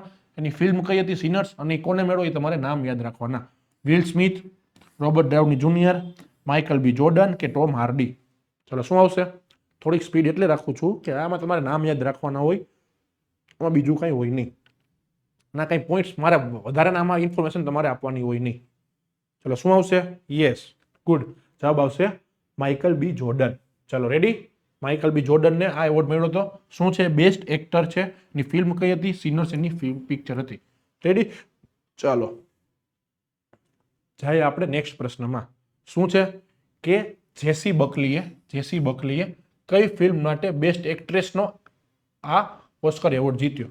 તો જો હું તને 3 અલગ અલગ રીતે પ્રશ્ન લઈ આવ્યો, એટલે તમને પ્રશ્નથી ઇમ્પોર્ટન્ટ, તમને પોઈન્ટ ઇમ્પોર્ટન્ટ છે કે તમને એક્ટ્રેસ પૂછાય તો તમને ખબર હોવી જોઈએ જેસી બકલી છે. જેસી બકલી કઈ ફિલ્મ માટે છે તો એમ પણ તમને ખબર હોવી જોઈએ. એટલે તમારે 3-4 પોઈન્ટ યાદ રાખવાના ઓસ્કરને લગતા. એટલે આખું ઓસ્કર થયું તો ઓસ્કરમાં તમારે 12-15 પોઈન્ટ યાદ, 15 મતલબ 5-6 નામ યાદ રાખવાના, 5-6 પિક્ચર યાદ રાખવાની, અને પછી એનું એટલે 10-12 પોઈન્ટ તમારે યાદ રાખવાના થયા. રેડી. તો બેસ્ટ એક્ટ્રેસનો એવોર્ડ, ઓસ્કર એવોર્ડ કોને મળ્યો? હેમનેટ, મતલબ કઈ પિક્ચર હતી? હેમનેટ, ગોલ્ડન, સેન્ટિમેન્ટલ વેલ્યુ કે વન બેટર આફ્ટર અનધર. ચલો, જેસી બકલી છે, એક્ટ્રેસ છે, એને આ બેસ્ટ એક્ટ્રેસનો એવોર્ડ મળ્યો. Yes, good. જવાબ આવશે હેમનેટ. ડન. હેમનેટ પિક્ચર છે એના ઉપરથી આ એવોર્ડ મળ્યો, બેસ્ટ એક્ટ્રેસ હેમનેટ.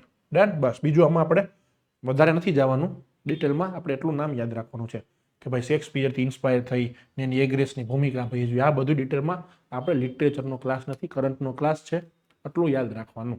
રેડી. ચાલો, જઈએ આપણે નેક્સ્ટ ક્વેશ્ચનમાં. હજી ઓસ્કર વાળો જ છે કે ઓસ્કર એવોર્ડમાં બેસ્ટ ઇન્ટરનેશનલ ફીચર ફિલ્મનો એવોર્ડ કઈ ફિલ્મને મળ્યો? પેરાસાઇટ કયા વખતે હતી? આ વખતે નથી. સેન્ટિમેન્ટલ વેલ્યુ, ગોલ્ડન કે વન બેટલ આફ્ટર અનધર. એ પણ યાદ રાખજો કે બધું કન્ફ્યુઝ ન થઈ જાય. હું તમને નોટ્સ શું કામ કહું છું ખબર છે? કે નોટ્સ તમે છેલ્લી ટાઈમે બનાવી હોય ને, મતલબ હમણાં બનાવો ને, એટલે છેલ્લી ટાઈમ પહેલાં તમે રિવાઇઝ કરી શકો ને તો તમારે કન્ફ્યુઝન થાય નહીં. બાકી તમને વન બેટલ આફ્ટર અનધર બધામાં લાગે, પછી આપણે આ જોર્ડન છે એ બધામાં લાગે. એટલે તમારે, એટલે હું નોટ્સ કહું 2-3 લાઈનની બનાવવાની અને સિરિયસ થઈને પેપર આ લેક્ચર જોવાનો. ડન. ચલો, શું આવશે આમાં? ઇન્ટરનેશનલ ફીચર ફિલ્મ છે, આમાં જવાબ આવશે સેન્ટિમેન્ટલ વેલ્યુ. રેડી. ચલો, જોઆકિમ ટ્રાયર દ્વારા ડાયરેક્ટ થઈ છે. સેન્ટિમેન્ટલ વેલ્યુ કોમેડી ડ્રામા છે. ડન. કૌટુંબિક સંબંધો અને વ્યક્તિગતની મૂલ્યની આસપાસ ફરે છે. ચાલો, એટલે તમે આ મૂવી જોઈ પણ લેજો, પરીક્ષામાં પાસ થઈ જાવ પછી. ચાલો, તાજેતરમાં રાષ્ટ્રીય રસીકરણ દિવસ ક્યારે ઉજવવામાં આવ્યો? 13 માર્ચ, 14 માર્ચ, 15 માર્ચ કે 16 માર્ચ? ચાલો, શું આવશે? ચલો, યસ, ગુડ. જવાબ આવશે 16 માર્ચ. National immunisation day. આમાં તમારે શું યાદ રાખવાનું? આમાં તમારે યાદ રાખવાનું આપણું મિશન મેઘધનુષ્ય, મિશન ઇન્દ્રધનુષ, મેઘધનુષ્ય નહીં, ઇન્દ્રધનુષ. ડન. શેના માટે છે? એ રસીકરણનું પ્રોગ્રામ છે ગવર્મેન્ટનું, કે આપણે મતલબ બાળકો છે, પછી લેક્ટિક વુમેન હોય, ડન, વૃદ્ધો છે, એ બધાને રસી પહોંચી જાય એનું આપણે સેચ્યુરેશન લેવલ લઈ જવું છે. ડન. મિશન ઇન્દ્રધનુષ કહેવાય છે. તો રસીકરણ માટે આપણે આ દિવસ રાખ્યો છે. ડન. 16 માર્ચના આપણે પોલિયો અભિયાન શરૂ કર્યું હતું, એ શરૂ અભિયાનની આપણે યાદમાં આપણે આ દિવસ ઉજવીએ છીએ. અને પોલિયોથી આપણે મુક્ત પણ થઈ ગયા છીએ, એને પણ ઘણો સમય થઈ ગયો. ચલો, રેડી. 2014માં પણ થયા હતા, 10-12 વર્ષ પહેલા. ચાલો, આ યાદ રાખજો, મિશન ઇન્દ્રધનુષ. ચાલો, રેડી. રસીને લગતી અવેરનેસ ફેલાવવા માટે, જેમ કિડની લગતો, આની પહેલા આપણે કિડની દિવસ જોયો, તો એમાં રસી દિવસ જોયો.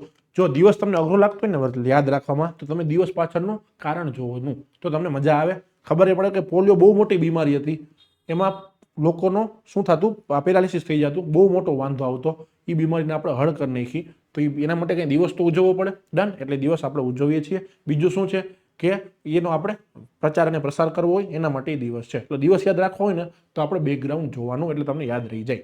રેડી. ચાલો, જાય આપણે નેક્સ્ટ પ્રશ્નમાં. આ પણ એવોર્ડ જ છે, મને માફ કરજો પણ આવ્યું છે ભણાવવામાં અને પૂછે છે એટલે મારે ભણાવવું પડે. ડન. એટલે તમારે એવોર્ડ પણ યાદ રાખવા પડશે. સંગીતા કલાનિધિ એવોર્ડ માટે કોની પસંદગી કરવામાં આવી? જયંતી કુમારેશ, નરેન્દ્રજી, દેન સુગંધા કલામેધમ, ડોક્ટર બી બાલાસુબ્રમણ્યમ. ચલો, નીતિ આયોગના સીઈઓ ને આમાં નાખી દીધો. ચલો, શું આવશે સંગીત કલાનિધિ એવોર્ડમાં? આ તમારે એવોર્ડના નામ યાદ રાખવા પડશે. આમાં મારું હાથમાં કાંઈ ન હોય, પરીક્ષામાં આવું પૂછાય છે એટલે મારે લઈ આવવું પડે. ચલો, યસ, ગુડ. જવાબ આવશે જયંતી કુમારેશ છે, એને સંગીતા કલાનિધિનો એવોર્ડ મળ્યો છે. ડન. ચલો, મદ્રાસ મ્યુઝિક એકેડમી દ્વારા કાર્નેટિક મ્યુઝિક, ડન, એના માટે જે ઉત્કૃષ્ટ કર્યું હોય એને આ એવોર્ડ મળે. મને તો લાગે છે કે મિડ માર્ચમાં ને એવોર્ડ સેરેમની ચાલતી છે, એટલે હવે તમે બીજા વર્ષે આપણે નોટિસ કરશી કે મિડ માર્ચમાં આવું જ થાય છે કે નહીં. ઓસ્કર ને કલાનિધિ ને સંગીતા નિધિ ને જ્ઞાનપીઠ ને શું. રેડી? ચલો, વીણાવાદક છે આ જયંતી કુમારેશ. યાદ રાખજો, કાર્નેટિક મ્યુઝિક પણ કલ્ચરમાં બહુ ઇમ્પોર્ટન્ટ છે.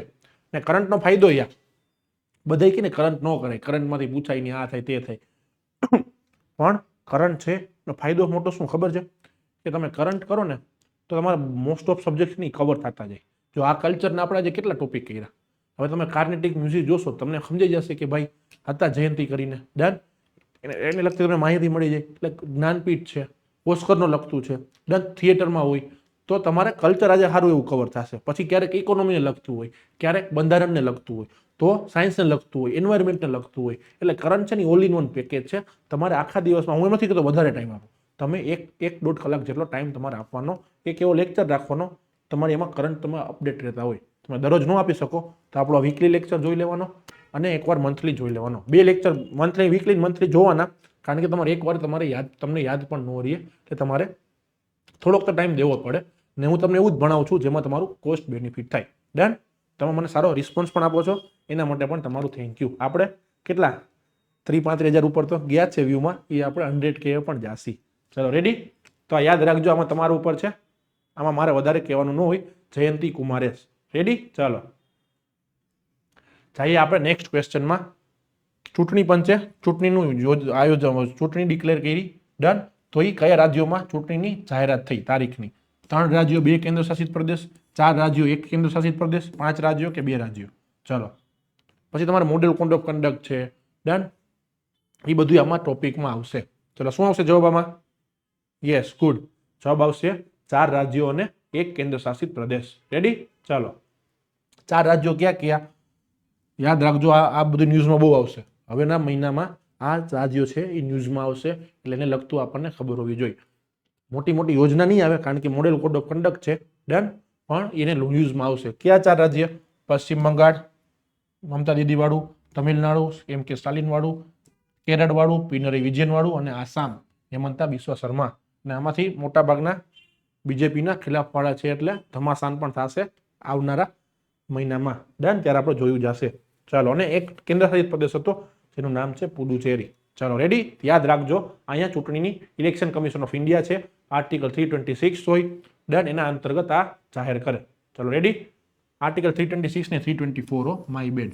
326માં લગભગ વોટિંગને લગતું છે. ડન. શું કરે આમાં? મેં ન્યુમોનિક્સ કર્યો તો ડાયરેક્ટ કરે, કંટ્રોલ કરે ને મેનેજ કરે, એવું કંઈ કરે. એટલે ઇલેક્શન કમિશન છે અંડર આર્ટિકલ 324, ડાયરેક્ટ મોનિટર અને ઇલેક્શનને રેગ્યુલેટ કરે. ડન. એ પણ યાદ રાખજો, ઇલેક્શન કમિશન છે એ એમપીની હોય ને એમએલએની હોય, એ શું કહેવાય, ચૂંટણી છે એના અંતર્ગત આવે. પછી સ્ટેટ ઇલેક્શન કમિશન હોય તો સ્ટેટ ઇલેક્શન કમિશન છે એ પંચાયતની ચૂંટણી જ કરે. એ સ્ટેટના એમએલએ વાળા એમાં આવે નહીં. અમુક સ્ટેટમાં શું હોય, કાઉન્સિલ હોય, તો એનામાં પણ એ સ્ટેટ ઇલેક્શન કમિશન આવે નહીં. આ અમુકને કન્ફ્યુઝન હોય છે, તો એ તમારે થવો જોઈએ નહીં. રેડી? ચાલો, મેં તમને મોડેલ કોડ ઓફ કન્ડક્ટનું કીધું જ. અને આ વખતે છે તમામમાં વીવીપેટ હશે અને ઈવીએમ પણ હશે. ઇલેક્ટ્રોનિક વોટિંગ મશીન અને વીવીપેટનો ઉપયોગ સાથે લેવામાં આવ્યો છે.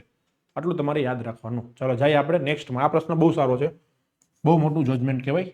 ને તમે એ પણ યાદ રાખો, તમને હજી એક હિન્ટ આપો કે સુપ્રીમ કોર્ટનું થતું હોય, સુપ્રીમ કોર્ટનો કોઈ જજમેન્ટ હોય, પછી આરબીઆઈનું કંઈ ડિસિઝન હોય, ફાઇનાન્સ કમિશનનો કંઈ રિપોર્ટ હોય, નીતિ આયોગનો કંઈ ઇન્ડેક્સ હોય, કાં રિપોર્ટ હોય, એ મોટી મોટી સંસ્થા છે, બંધારણીય હોય, કારોબારીવાળી, એક્ઝિક્યુટિવ બોડી હોય, એ બધી સંસ્થાના રિપોર્ટ, ડિસિઝન તમારે યાદ રાખવાના, એને તમારે વોચ રાખવાની.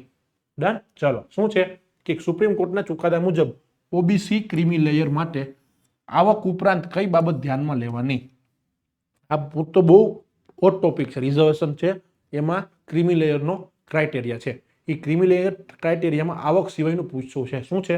શિક્ષણ, માતા પિતાનો વ્યવસાયિક હોદ્દો, કુલ જમીન કે રહેઠાણનો વિસ્તાર. આ પ્રશ્ન બહુ સારો છે, એટલે પોલિટીનો લેવલ વાળો પ્રશ્ન કહેવાય. ચલો શું આવશે? યસ, આમાં જવાબ આવશે માતા પિતાનો વ્યવસાયિક હોદ્દો. ડન. તમે જોયું હશે કે આ લોકો છે ને ઘણા બધા સેટિંગથી ઓબીસીમાં જાય, મતલબ ઓબીસીમાં ક્રિમી લેયરને પાર પાડવા માટે સેટિંગ કરે. એટલે સુપ્રીમ કોર્ટ સેટિંગ શું કરે કે કંઈક સમજો ને, આમાં છે ને ક્રિમી લેયરમાં ક્રાઇટેરિયા એ છે આવકનો કે 8 લાખથી ઓછી તમારી આવક હોવી જોઈએ. તો 8 લાખમાં કંઈક ને સેટિંગ કરે ને એ પછી એનાથી ઓબીસીમાં એ રિઝર્વેશનનો ફાયદો ઉઠાવીને આમાં જોબમાં જોડે. મતલબ કોમ્પિટિટિવ ગવર્મેન્ટ જોબ છે કે એનો ફાયદો ઉઠાવે. ડન. પણ સુપ્રીમ કોર્ટે હવે ચુકાદો આપ્યો કે એના માતા પિતાનો વ્યવસાયિક હોદ્દો પણ શું કહેવાય ધ્યાનમાં લેવામાં આવશે. અને ભવિષ્યમાં તમે યાદ રાખજો એવું પણ લઈ આવશે, કારણ કે હવે તો બહુ ને ફેક્ચ્યુઅલ થઈ ગયા, તમને ખબર પડી જાય કે આ ઓબીસીમાંથી રિઝર્વેશન લીધું છે અને આની આ લાઈફસ્ટાઈલ છે, તમારું સોશિયલ મીડિયા છે, એ બધું ચેક થશે અને એનાથી તમારું વેરીફાઈ થઈ જશે કે તમે આ ઈડબ્લ્યુએસમાં સાચે છો ખરી, તમે ઓબીસીમાં સાચે છો ખરી. એટલે ભવિષ્યમાં સમજો ને બહુ ક્લેરિટી આવવા મળશે રિઝર્વેશન બાબતે. રેડી? તો આ યાદ રાખજો, પ્રશ્ન બહુ મતલબ એમ તો લેવલ વાળો જ છે, ક્રિમી લેયર વાળો. ડન. ચલો, કે હવે ખાલી ઇન્કમ છે એ એકમાત્ર માપદંડ નહીં હોય, માતા પિતાનો વ્યવસાયિક હોદ્દો હોય એને પણ જોવામાં આવશે. હવે પપ્પા આઈએસ હોય, મમ્મી આઈપીએસ હોય અને દીકરો દીકરી એ ઓબીસીમાંથી લઈને રિઝર્વેશનનો ફાયદો ઉઠાવીને યુપીએસસી પાસ કરે કે જીપીએસસી પાસ કરે, એ તો વ્યવહારુ નો જ કહેવાય ને, સામાન્ય છે. રિઝર્વેશન થોડી પ્રિવિલેજ માટે છે, રિઝર્વેશન છે એ વંચિત હોય, શોષિત હોય એને ફાયદા માટે છે, એનું ઊંધું નથી. ડન. તો એ ધીમે ધીમે થશે, તમે નોટિસ કરતા મતલબ તમે વોચ રાખજો. રેડી? ચાલો જઈએ આપણે નેક્સ્ટ ક્વેશ્ચનમાં. ઇન્દિરા સાની કેસ પણ યાદ રાખજો, એ પણ બહુ મોટો કેસ હતો. એને કીધું હતું ક્રિમી લેયરનો સિદ્ધાંત પ્રથમ વાર લીધો હતો. સુપ્રીમ કોર્ટ ત્યાં નહોતા મહિના, પછીના કેસમાં મહિના હતા. અને ઇન્દિરા સાની કેસ જ છે જ્યાં 50%ની ઓલી રોક લાગી હતી. ડન. પણ હવે ઈડબ્લ્યુએસથી સેટિંગ થઈ ગયું છે, 10% બીજા વધી ગયા છે, પણ એમાં કોઈ અવાજ નથી ઉઠાવતો કારણ કે ફાયદો એમાં છે. ડન. ચાલો, મેં તમને કીધું જ અનામતનો લાભ છે એ ખરેખર જરૂરિયાતમંદ લોકો સુધી પહોંચવો જોઈએ. ડન. પ્રિવિલેજ લોકો એનો ફાયદો ન ઉઠાવવો જોઈએ. હજી બીજું કહેતો હતો કે રિઝર્વેશન છે, અનામત છે, એ તમે યાદ રાખજો, એ અધિકાર નથી, એ રાઈટ નથી, એ તમારું પ્રિવિલેજ છે. એ સુપ્રીમ કોર્ટ ગવર્મેન્ટનો એક પ્રોરોગેટિવ કહેવાય કે તમને આપે છે. ડન. બંધારણમાં છે નો ઉલ્લેખ, પણ એ તમે જોજો, એ રાઈટ નથી. એમ તમે એમ ન કહો કે મારું અનામત છે, મારો અધિકાર, જન્મસિદ્ધ અધિકાર છે. નહીં, ગવર્મેન્ટનું પ્રિવિલેજ છે, નહીં ટેમ્પરરી છે. 10-10 વર્ષે તમારે રિન્યુ કરાવવું પડે. આપણો હમણાં અમેન્ડમેન્ટ થયો તો 2020માં. ડન. એટલે એ તમે યાદ રાખજો, એના મતલબ એવી રીતે ચાલજો. ચાલો, ડિબેટ કરતા હોય ત્યારે એ પોઈન્ટ તમારા ક્લિયર હોવા જોઈએ. ને પરીક્ષામાં પૂછાય છે આ પ્રશ્ન, બહુ પરીક્ષામાં પૂછાય એવો પ્રશ્ન છે.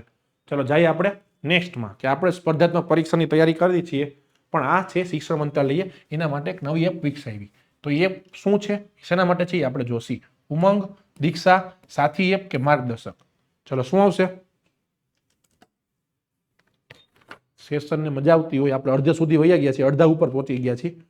સેશનમાં મજા આવતી હોય તો લાઈક કરી દેજો. ડન. અને તમારા મિત્ર વર્તુળમાં શેર કરી દેજો કે એક નવા સાહેબ આવ્યા છે, એ કરંટ છે ને બહુ સારું, સાચું અને મતલબ અમુક ક્યારેક ભૂલ 1-2 થાય એના માટે પહેલેથી સોરી.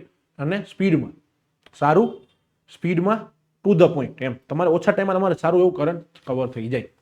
તો મિત્ર વર્તુળમાં શેર કરી દેજો. ચલો આમાં શું આવશે?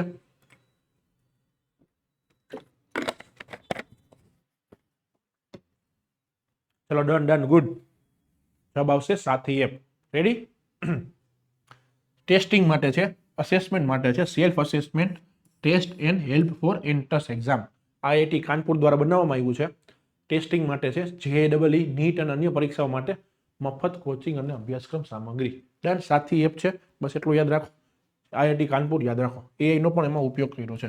ચાલો, આવ્યા પાછા પુરસ્કારમાં. મેં તમને કીધું જ તું ભાઈ કે આ આખો અઠવાડિયું પુરસ્કાર વાળું છે.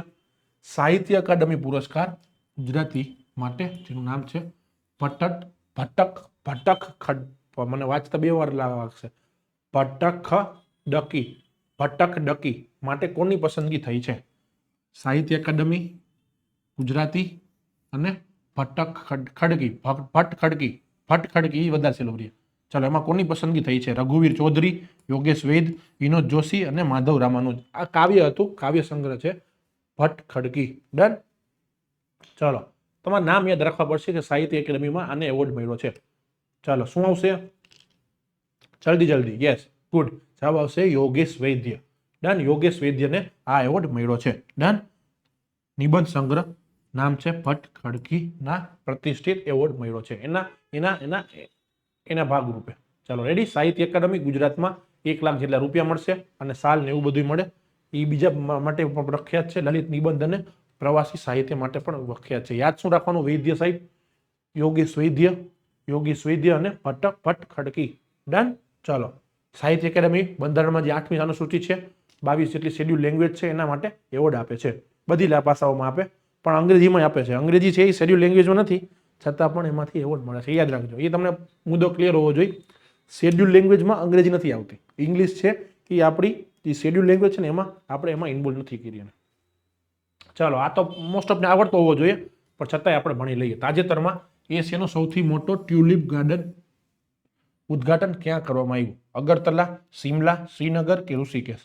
આ પ્રશ્ન મોસ્ટ ઓફને આવડતો જોઈએ પણ સૌથી મોટો છે ટ્યુલિપ માટે છે.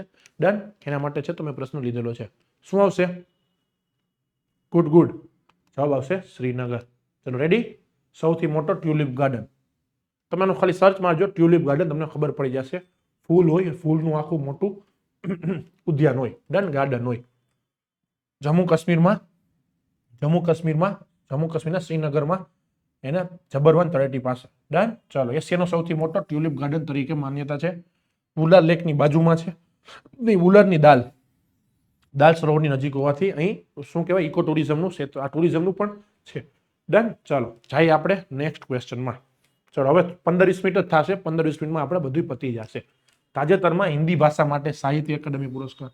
સાહિત્ય એકેડમી અલગ અલગ ભાષામાં હોય બધી ભાષા તો આપણે યાદ રહી રાખી. હિન્દી, ગુજરાતી અને અંગ્રેજીના આપણે યાદ રાખશી. ડન. એમાં કોને સન્માનિત કરવાની જાહેરાત થઈ છે? પરખમા, જીતેજી અલ્હાબાદ, ક્રિમ્સન સ્પ્રિંગ કે સફર જારી હે? ડન. હિન્દી ભાષા માટે કઈ નવલકથા છે એને આ એવોર્ડ મળ્યો છે. પછી એના આપણે કરતા પણ જોઈ લેશી. તો આમાં જવાબ આવશે જીતેજી અલ્હાબાદ. ડન. જીતેજી અલ્હાબાદ. લેખિકા કોણ છે? મમતા કાલિયાન. તમારા નામ છ વસ્તુ યાદ રાખવાની આ એવોર્ડમાંથી. સાહિત્ય એકેડમી એવોર્ડમાંથી 6 વસ્તુ. ઓસ્કરમાંથી 10 વસ્તુ. એટલે 10 નામ યાદ રાખવાના. ડન. એક જીતેજી અલ્હાબાદ અને મમતા કાલિયા. એક આપણા વૈદ્ય સાહેબ અને ભટ્ટ ખડકી. ડન. આવડું મેમોર છે સંસ્મરણ છે જીતેજી અલ્હાબાદ. ડન. મમતા કાલિયા એટલું તમારે યાદ રાખવાનું. નવું આપણે ઇંગ્લિશમાં યાદ રાખશી એટલે આપણું થઈ ગયું કામ પૂરું. બસ તું તમે જો કહું છું કે એવોર્ડ ભલે તમને યાદ ન રહે તમારા નોટ્સમાં ખાલી નામ યાદ રાખીને આવવાના. પરીક્ષામાં પૂછાય તો તમારા મગજમાં હોય કે આવું નામ અમે ભણ્યા હતા પેપર મતલબ સાહેબે ભણાવ્યું હતું અને એનો પ્રશ્ન પણ આવે તો તમને મગજમાં હોય. ડન. તમે લિંક ક્લિક કરી શકો એમ. ડન. અલ્હાબાદ વિશે હતું નામમાં જ છે અને આ પણ આપણે જોશી. આપણે આગળ ઇંગ્લિશનું પણ જોશી. ચાલો જઈએ આપણે નેક્સ્ટ ક્વેશ્ચનમાં. અહીંયા સુધી ઓલ ગુડ. ચાલો કયા વિભાગ દ્વારા દેશના 6 મહાનગરોમાં ગેરંટી સાથે 24 સ્પીડ પોસ્ટ સેવા છે એ શરૂ કરવામાં આવી? Next day delivery, Indian railway, air India, India post કે BSNL? આ તો તમને સિમ્પલ છે. તમે થોડુંક લોજિક લગાડો તો શું આવશે? યસ જવાબ આવશે ઇન્ડિયા પોસ્ટ દ્વારા છે સ્પીડ પોસ્ટ સેવા નેક્સ્ટ ડે ડિલિવરી. આ તો સાવ સિમ્પલ પ્રશ્ન હતો. આમાં કંઈ લોજિક છે નહીં. ઇઝી પ્રશ્ન કહેવાય. ડન. ચાલો જઈએ આપણે નેક્સ્ટ પ્રશ્નમાં. આ પ્રશ્ન પણ સારો છે. હમણાં પાછો આવ્યો સુપ્રીમ કોર્ટનો ચુકાદો. ડન. હવે કોઈ પણ ઉંમરના બાળકને દત્તક લેનાર માતાને કેટલા અઠવાડિયાની માતૃત્વ રજા છે એ મળશે? પેલા શું નિયમ હતો કે અમુક જ એજ હોય એમાં જ આપણે મેટર્નિટી લીવ લઈ શકીએ. હવે એડોપ્શન માટે એડોપ્શન તો સમજો ગમે ત્યારે લેવાય. ડન. તો એડોપ્શન તમે લેતા હોય ત્યારે મેટર્નિટી લીવ છે હવે બીજે પણ મળશે એમ. તમારી તમે એજ ક્રાઇટેરિયામાં ન આવતા હોય તો પણ તમને મળશે. ચાલો શું આવશે આમાં? 8 અઠવાડિયા, 10, 12 કે 14?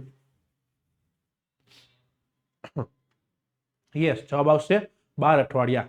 ડન. સુપ્રીમ કોર્ટે હ્યુમન અપ્રોચથી આ અવડો ડિસિઝન લીધું છે. ડન. હવે કોઈ પણ ઉંમરના બાળકને દત્તક લેશો તો 12 મહિનાની અઠવાડિયાની મેટર્નિટી લીવ મળશે. ડન. 12 અઠવાડિયા પેઇડ લીવ હોય આવડી. ડન. ચાલો અગાઉ પેલા નાના બાળકો માટે જ આ જોગવાઈ હતી. હવે ઉંમરમાં ભેદભાવ છે નહીં. રેડી. ચાલો જઈએ આપણે નેક્સ્ટ પ્રશ્નમાં. આ પ્રશ્ન પણ સારો છે કે જાપાની કપડાની બ્રાન્ડ નું નામ છે યુનિક્લો.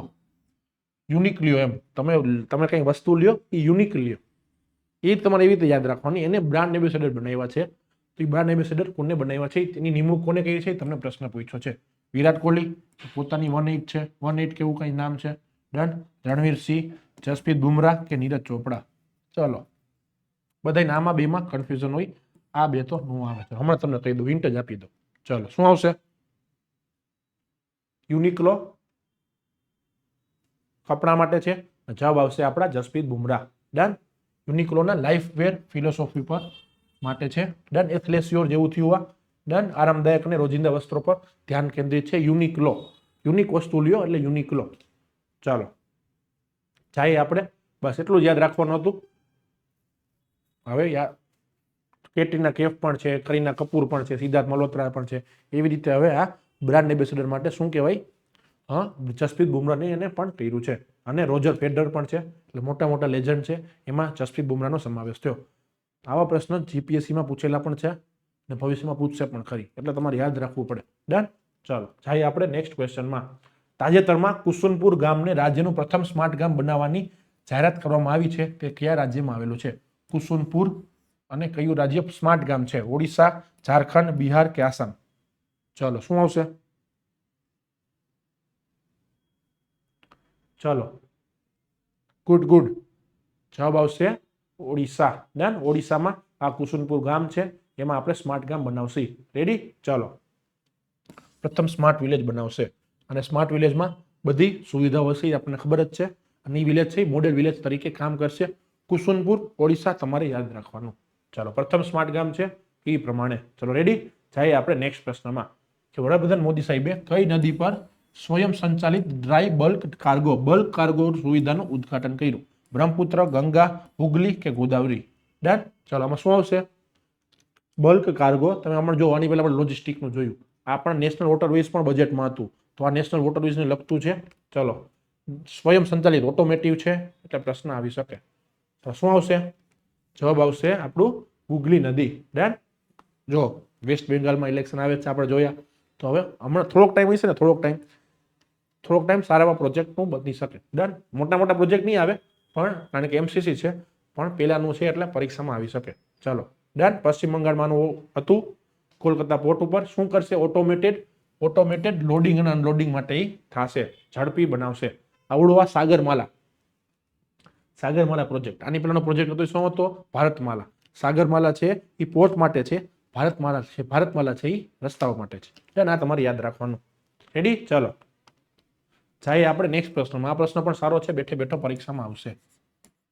કે માર્ક ઝુકરબર્ગનો રેકોર્ડ તોડીને સૌથી યુવા સેલ્ફ મેડ અબજોપતિ છે એ કોણ બન્યું છે? રીતેશ અગ્રવાલ, સુર મિધા, ભાવિશ અગ્રવાલ કે અમન ગુપ્તા? ચલો, શું આવશે આમાં? જલ્દી. યસ, યાદ રાખજો, આ પ્રશ્ન પરીક્ષામાં પૂછાયો છે. સેલ્ફ મેડ બિલિયનર છે. ડન. અબજોપતિ સેલ્ફ મેડ સુર મિધા. ડન. સુર મિધા છે એ રેકોર્ડ તોડી વિશ્વનો સૌથી સેલ્ફ મેડ અબજોપતિ બન્યા છે. રેડી? એઆઈ ક્ષેત્રે કામ કરે છે, તેનું નામ છે સ્કેલ એઆઈ. ડન. શું નામ છે? યાદ રાખજો, સુર મિઘા.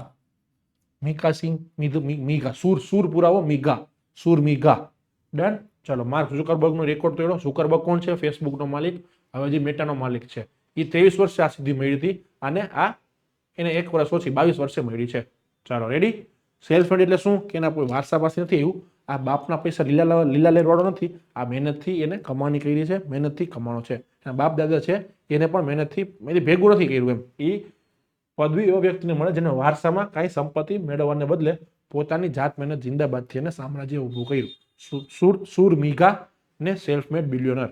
રેડી? ચાલો, ભારતનો છે એટલે પરીક્ષામાં આવી શકે. પછી 18 વર્ષની સેવા પછી એડોબીમાં સીઈઓ પદેથી રાજીનામું આપ્યું, તો કોણે આપ્યું? સત્ય નડેલાએ, સુંદર પિચાઈ, અરવિંદ કૃષ્ણા કે શાંતનુ નારાયણ?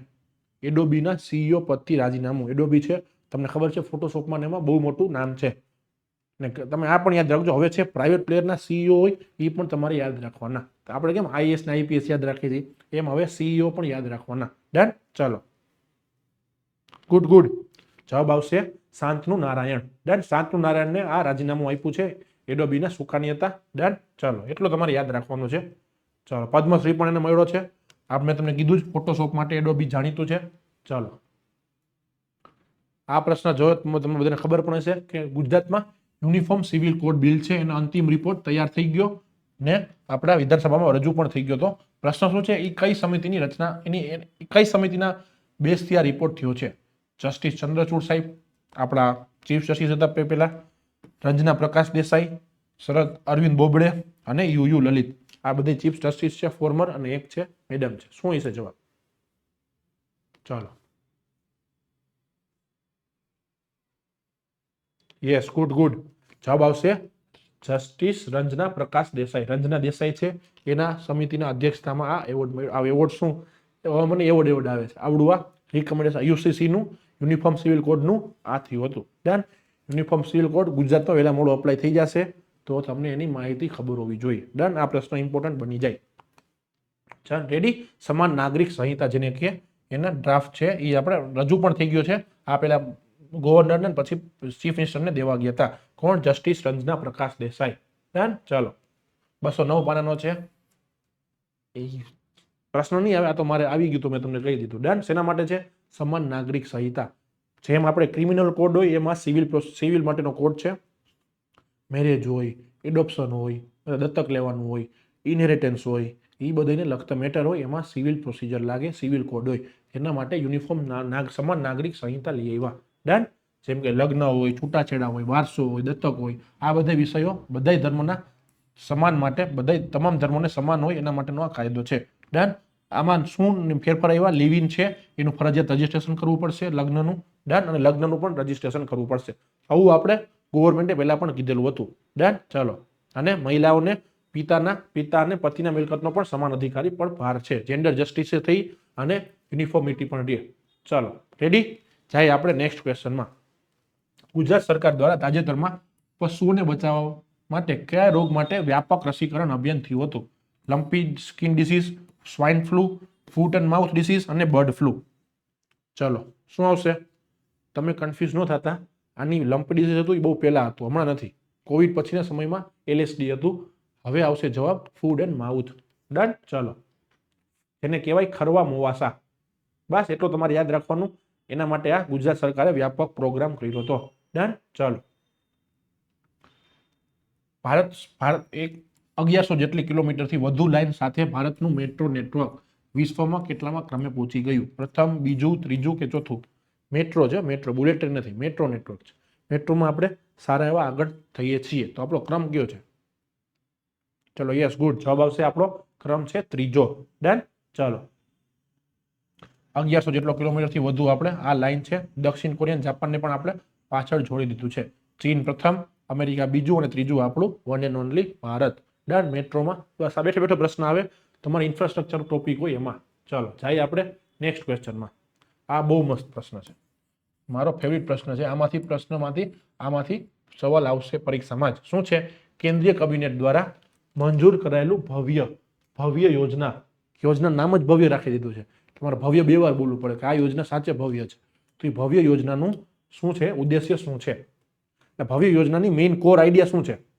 100 ઔદ્યોગિક પાર્ક વિકસાવવા, નવી મેટ્રો લાઇન નાખવી, 100 નવી સ્માર્ટ સિટી બનાવી અને મફત વીજળી પૂરી પાડવી. આ પ્રશ્ન બહુ સારો છે, પરીક્ષામાં પૂછવાના ચાન્સ ઘણા. યાદ રાખજો.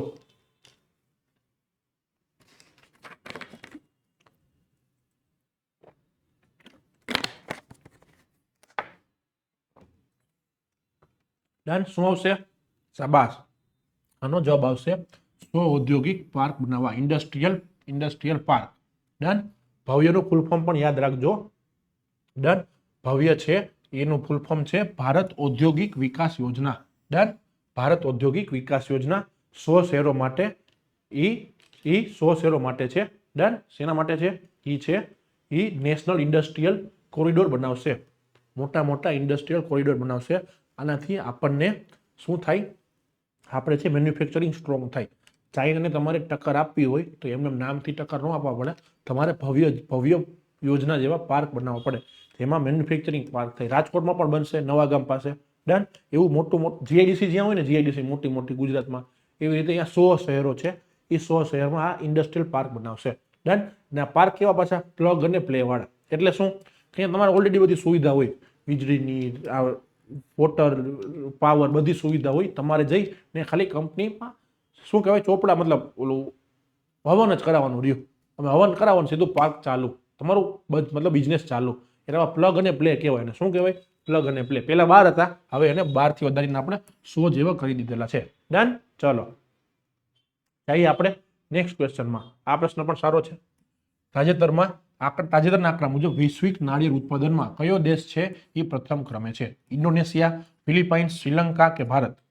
ચલો, નાળિયેરનું તમે યાદ રાખજો, આપણે આ વખતે બજેટમાં પણ હતું, પ્રશ્ન આવી શકે. ચલો, શું આવશે? ગુડ ગુડ, જવાબ આવશે આપણું ભારત. ભારત છે નાળિયેરીમાં, શું કહેવાય, નાળિયેરમાં એ ફર્સ્ટ નંબર છે. કોકોનટ પ્રોડક્શનમાં એ ભારત ફર્સ્ટ નંબર છે. ડન. ફિલિપાઇન્સ અને ઇન્ડોનેશિયા જેવા દેશોને પણ આપણે પાછળ છોડીને નાળિયેરમાં ફર્સ્ટ નંબર છે. એમાં સૌથી વધારે કેરળમાં છે. ડન. ચલો, સૌથી મોટો હિસ્સો વિશ્વનો 30% જેટલો આપણો હિસ્સો છે. ડન. ચલો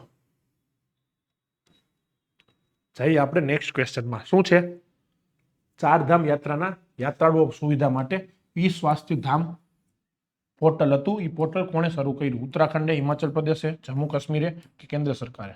ઈ સ્વાસ્થ્ય ધામ, ચારધામ, કેદારનાથ, બદ્રીનાથ વાળા, એમાં તમે ખબર હોય કે એ ધામ જ્યારે યાત્રામાં હોય ને ત્યારે આપણે ઘણા બધા મેડિકલ ઇસ્યુ હોય, તો મેડિકલ ઇસ્યુ ન થાય, મેડિકલ ઇસ્યુ થાય તો બરોબર એનો ઈલાજ થાય, એના માટે આ ઓનલાઈન પોર્ટલ લઈ આવ્યા છે. એનું નામ છે સ્વાસ્થ્ય ધામ. શું આવશે એમાં? કેન્દ્ર સરકાર, યાદ રાખજો, કેન્દ્ર સરકાર નથી, જવાબ આવશે ઉત્તરાખંડ. ડન. ઉત્તરાખંડે આવડું પોર્ટલ કર્યું છે. યમનોત્રી, ગંગોત્રી, કેદારનાથ અને બદ્રીનાથ. ડન. ચારધામ માટે એ બહુ ઊંચાઈ આવ્યા છે, તો અહીંયા ઓક્સિજનની અછત હોય અને બીમાર પડવાની સંભાવના વધારે, તો એ સ્વાસ્થ્ય સંબંધ માટે આ પોર્ટલ હતું. તમને થાય સાહેબ આવો પ્રશ્ન શું કામ રાખ્યો? કારણ કે યાદ રાખો, આને આભા પોર્ટલ સાથે કનેક્ટ કર્યું છે હેલ્થ સ્ક્રીનિંગ માટે. ડન. જે આભા પોર્ટલ હોય, આભા પોર્ટલ ઇમ્પોર્ટન્ટ છે. Ayushman Bharat health account. Done. Ayushman Bharat મોટી યોજના છે, જેમાં 5 લાખનો ઇન્સ્યોરન્સ મળે. એમાં અંતર્ગત આ આભા યોજના આવી છે, જે ડિજિટલાઇઝેશન માટે છે. એમાં શું છે? આભા યોજનામાં આધાર કાર્ડ હોય, તમારા આધાર કાર્ડ નીકળે, એમાં બધે તમારા રેકોર્ડ્સ હોય, રેકોર્ડ આમાં સ્ટોર થઈ જાય. એટલે તમે એકવાર ખાલી રિપોર્ટ કરાવો ને, રિપોર્ટ બધું આમાં નહીં નાખી દેવાનો, પછી તમને વાંધો આવે નહીં. ડન. એટલે હવે તમે ઉપર ગયા, 4 યાત્રાધામમાં ગયા, આભા કાર્ડમાં રજીસ્ટર હોય, તો આ ઈ સ્વાસ્થ્ય પોર્ટલથી તમને એ બધા રેકોર્ડ ડોક્ટરને મળી જાય. એટલે તમારી સારવાર છે એ તાત્કાલિક સારવાર તમારી થઈ જાય. ડન. તમારે વધારે માથાકૂટ કરવાની નહીં. ચલો જઈએ આપણે નેક્સ્ટ ક્વેશ્ચનમાં. નેપાળના ઇતિહાસમાં પ્રથમ ટ્રાન્સજેન્ડર મહિલા સાંસદ કોણ બન્યા? ભૂમિકા શ્રેષ્ઠ, અંજલિ યામા, પિંકી ગુરુંગ કે રાધા ચૌધરી? ચલો, શું આવશે? જવાબ આવશે આમાં ભૂમિકા શ્રેષ્ઠ. ડન. ચલો, લાંબા સમયથી નેપાળમાં છે, એલજીબીટીક્યુ સમુદાય માટે છે. આની પહેલા જ મેં તમે ગયા વીકમાં આપણે મેનકા ગુરુસ્વામી ભણ્યા હતા. એ પણ ભારતમાં રાજ્યસભાના મેમ્બર બન્યા. એ પણ આવી રીતે ક્યુર કમ્યુનિટીથી છે. ડન. એલજીબીટીક્યુ જ કહેવાય એને પણ. ચલો, રેડી? ચાલો જઈએ આપણે નેક્સ્ટ ક્વેશ્ચનમાં. જો આજે એવો દોડો હજી પડ્યો નથી, ઇંગ્લિશ હજી બાકી હતું, એટલે હું ઇંગ્લિશનો પ્રશ્ન લઈ આવ્યો. અંગ્રેજી ભાષાની નવલકથા જેનું નામ છે ક્રિમ્સન સ્પ્રિંગ માટે કોને સાહિત્ય અકાદમી એવોર્ડ મળ્યો છે? શશી થરૂર, નવતેજ સરના, અરુંધતી રોય કે અમિતાભ ઘોષ? યાદ રાખજો, ક્રિમ્સન સ્પ્રિંગ. શું આવશે જવાબ? જવાબ આવશે નવતેજ સરના.